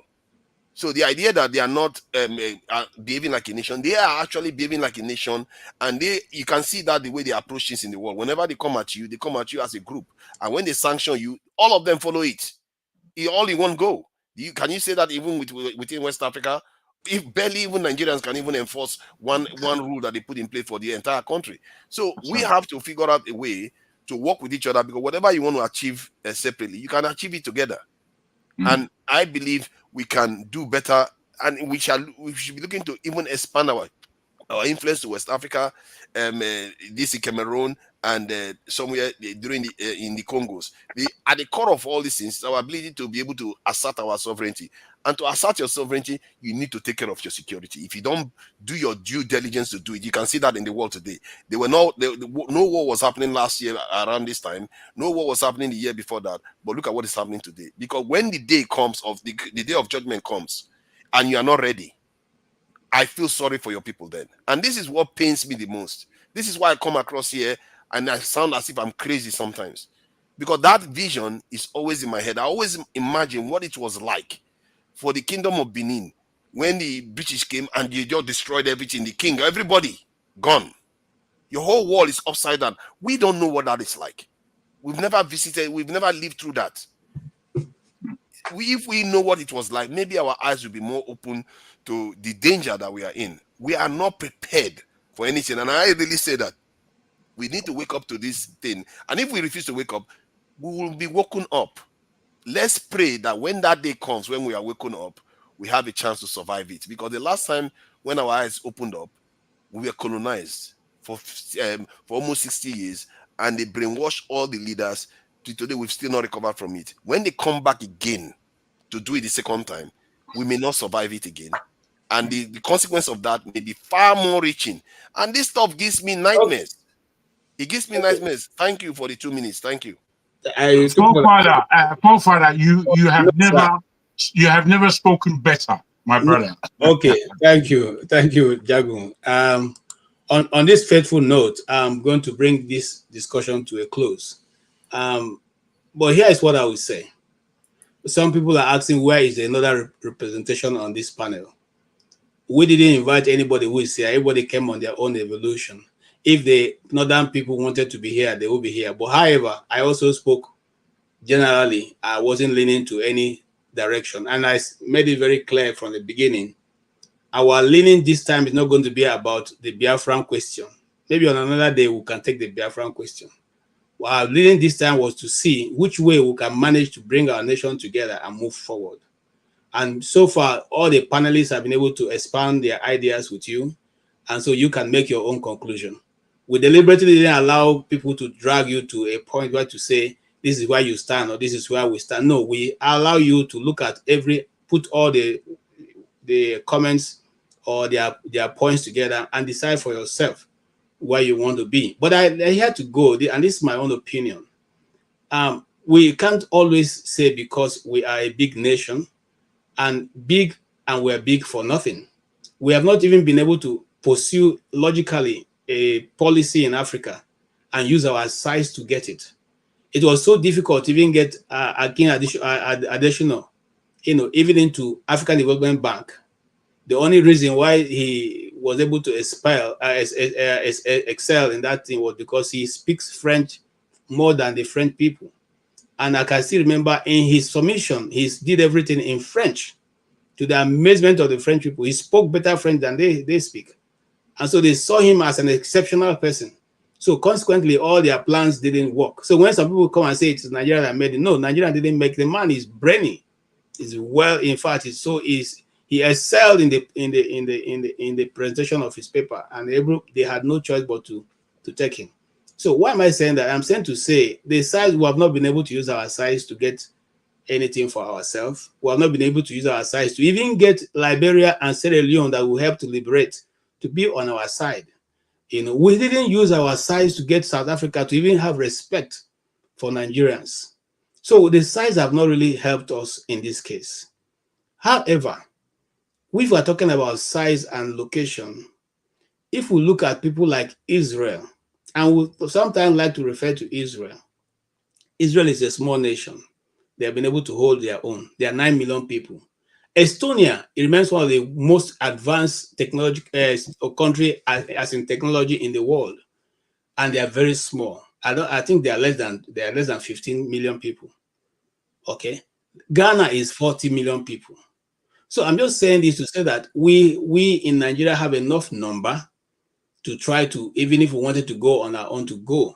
But we do not have to go on our own. We can come to the same arrangement that was made before the coming of the British. Sorry, before the amalgam, what was written in the Constitution before we got independence, which is that all of us will operate as a confederacy. A confederacy. The East used to have an embassy in England, and subsequently other regions had their own embassies to the countries where they are interested in having relationship.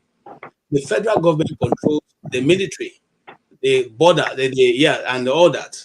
Okay, but the states, the regions had the opportunity to develop at their own pace with nobody feeling marginalized. If we want to really develop as a nation, then our nation should equally go forward and remove certain hindrances that have been landmines, I would call it, that have been planted in the system. For instance, Mr. James told us a story how he was not able to get a job in Sokoto because they said he was not born there. He wasn't born in Sokoto or born in the north. Consequently, if he wanted to get a job, he should go back to Edo. These are the things that have constantly eroded our nation, okay, because it is done to us, it's done to our children, it's done to almost everybody.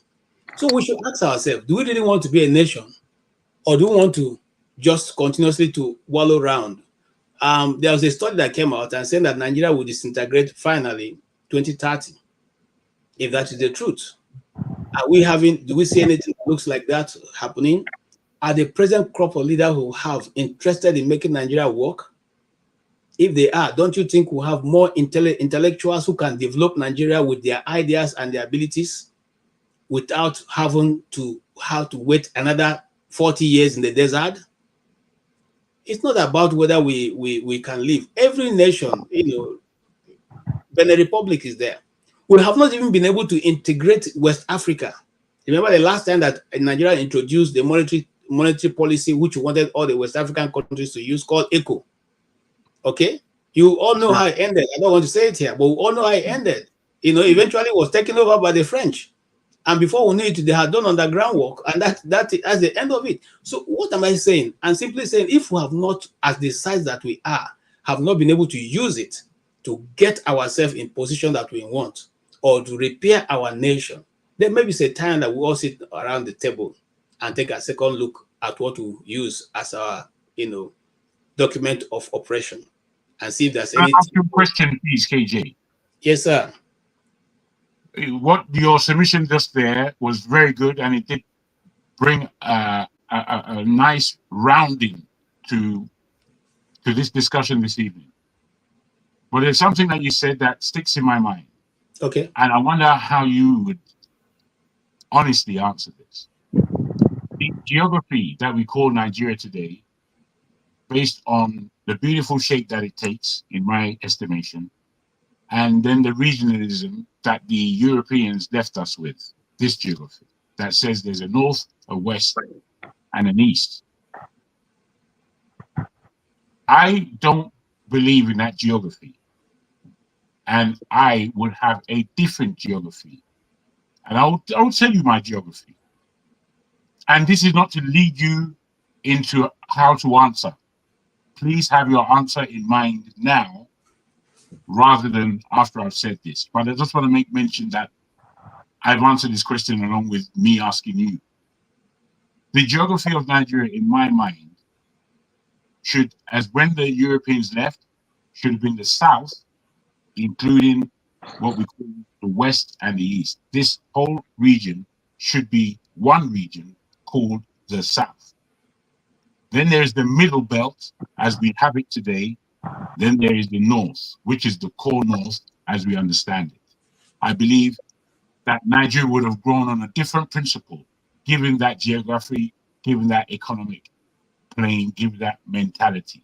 Now, when you mentioned the three regions, you are having it as it was left by the Europeans. Would you maintain it like that, or would you have a difference in your geography? Okay, Jagun, what you asked is very important. Now, when the West came, and this is my opinion, when the West came, they didn't go to meet our forefathers, our the custodians of our culture or our tradition, to ask them. So, you say you are from a BBO. Where did the BBO start and where did it stop? They didn't ask that question. They didn't go to the Benin people and say, where is the natural boundaries of the Benin people? Where is your own territory? Where did it end? Where did it start? Okay. They simply sat on the table somewhere in Belgium and drew their maps and said that this is how it's going to be. So you find out that if you go to Benin Republic, you have a lot of people speaking Yoruba. And then you cross over to Lagos, you just see Yoruba speakers. Okay. So it wasn't naturally put together as it would have been. We are aware. We are aware now. So what I'm saying is that if you ask me now, as the way Nigeria is, I will still say that the military made the same mistake that was made by the Europeans. I want to know your answer, not the answer of the whole world. Please, bruh. The history lesson is, we know it. It is the answer to this particular question that I want from you. Because sometimes our minds are inflexible to what the Oyinbos have left. We can't think outside their structure. We have it as they gave it to us. When we now say that there's a region called South-South, we want to complain that there's no such geography as South-South. There's no such geography as the geography that they left us with in the first place. So you can make up anything. I'm asking you, because my answer, if the whole South, Yorubas and Igbos and everybody in between, is one region working strongly, Nigeria is founded. Largely because Nigeria is really that portion of the nation in terms of what makes Nigeria truly work in aspects of culture, education, prowess, and unity. No. Let me give it to you so you understand where I'm coming from. Now, if all of that comes together under one structure, Nigeria is working, as opposed to the to-ing and fro-ing that East and West have functioned like. We needed to function completely differently than the way we are functioning. And the geography and the economic geography would have given us that. But we know what happened in history. I'm putting to you, sir. Please come to answer the question, no flip-flap. What geography, if different from what the Europeans left, at your... Can I help KJ with the answer? Can I help him? Can I answer the question? If you want to talk, you can, but I have my answer. Make you say I'm now. Make you say I'm KJ. I think some people have already answered this question. We have what is called I think the 6 geographical zones, right? So people have thought about this, okay? And so we can adopt that going forward as the new, if you like, regions or the new sections, okay? And then govern Nigeria that way, a bit of autonomy, and because all these sections have they share some homogeneity, culturally and otherwise. So that way, with greater autonomy, and of course each section, each zone developing at their own pace, doing what they do what best. would your geography look like, sir? Geography. Well, that's what I'm saying. The zones, you know. I think we have them. You know, which. No, I know we have them. I've seen many of them, and you're correct in where you're going. But I want you to give me your valued opinion on how Nigeria's geography should look economic-wise, based on your growth pattern. I spoke about mine as since the Europeans left Nigeria, if the South was the whole South, Middle Belt was the Middle Belt as we understand it in terms of what their dimensions are, and then there was the North. 3 zones like that set in that way, as opposed to set in the way the British left it. If it was set in that way, Nigeria would have been founded based on the fact that the whole South, being what the South is, that energy would have solved many of Nigeria's problems. I think we need to bring it close. Hold on, sorry. Jago, is it the one thing now the East and West? Look, you see I think it will be the Yorubas and the Igbos, okay? I mean with all the abilities and commonalities. We're aware of it. No, for them to be together, you know, if we are kind of my brother, you know, Igbo say that.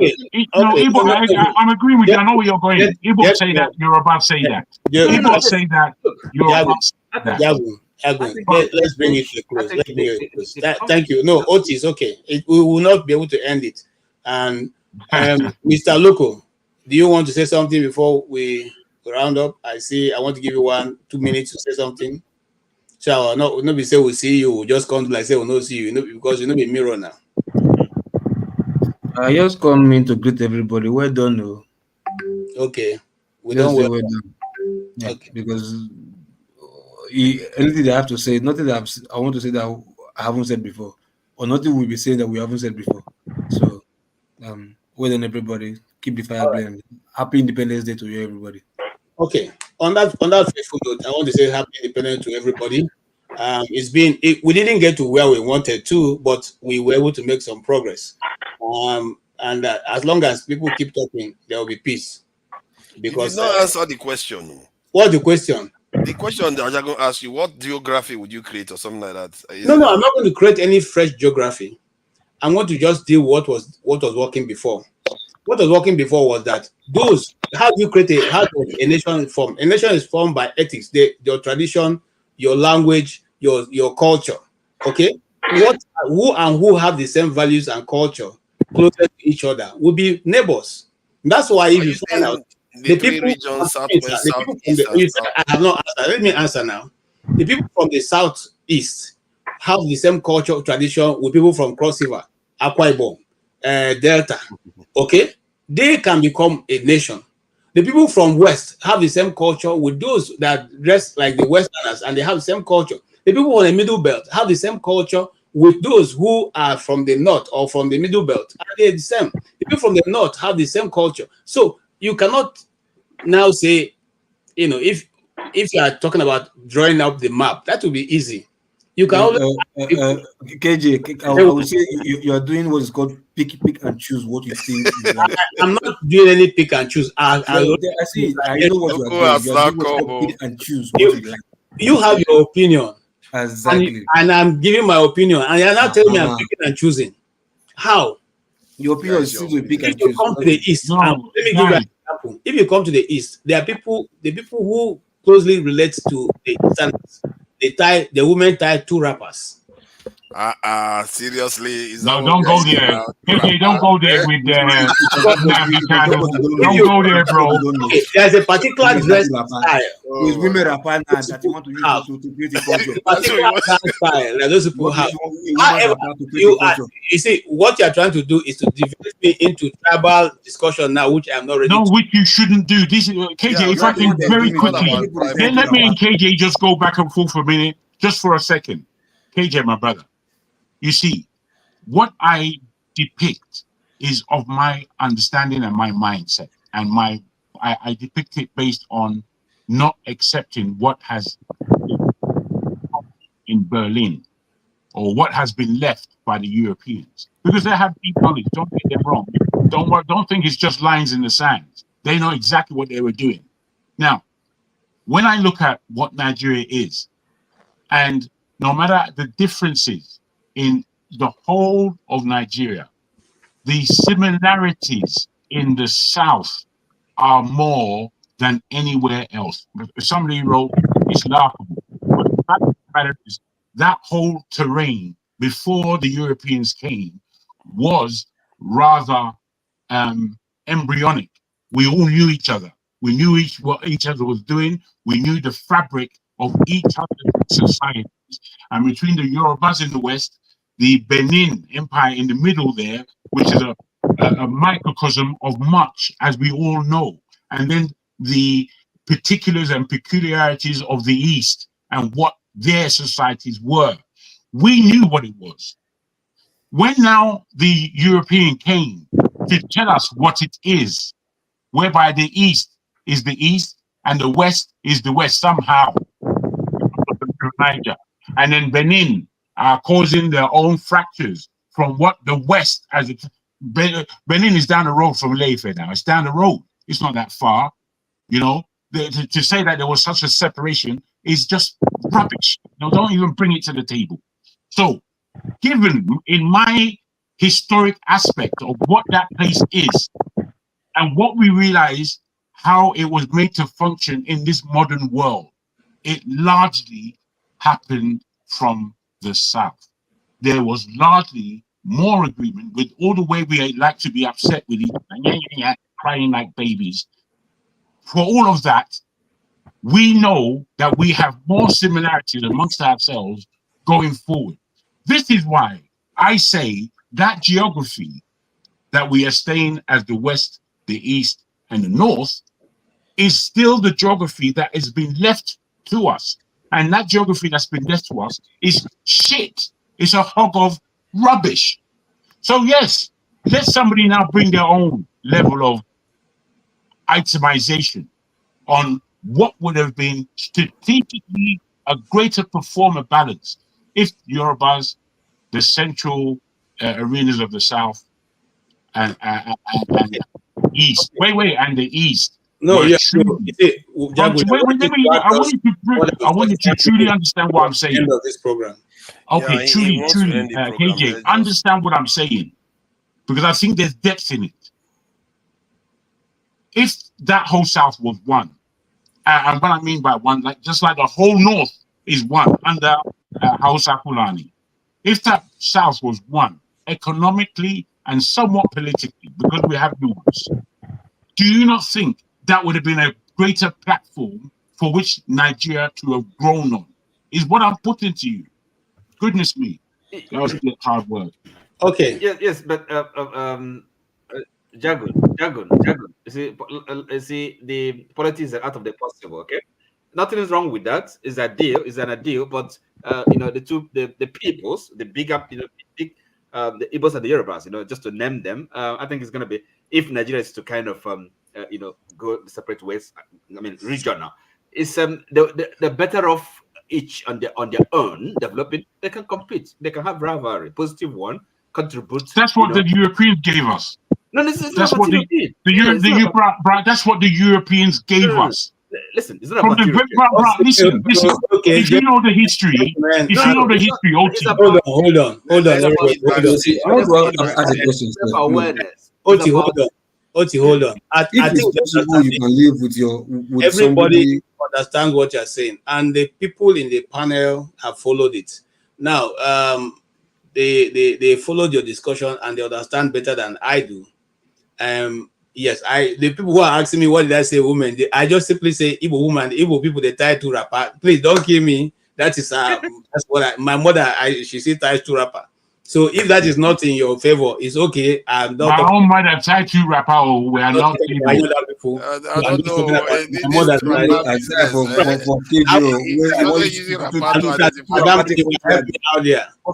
Those people doing two party from tribe.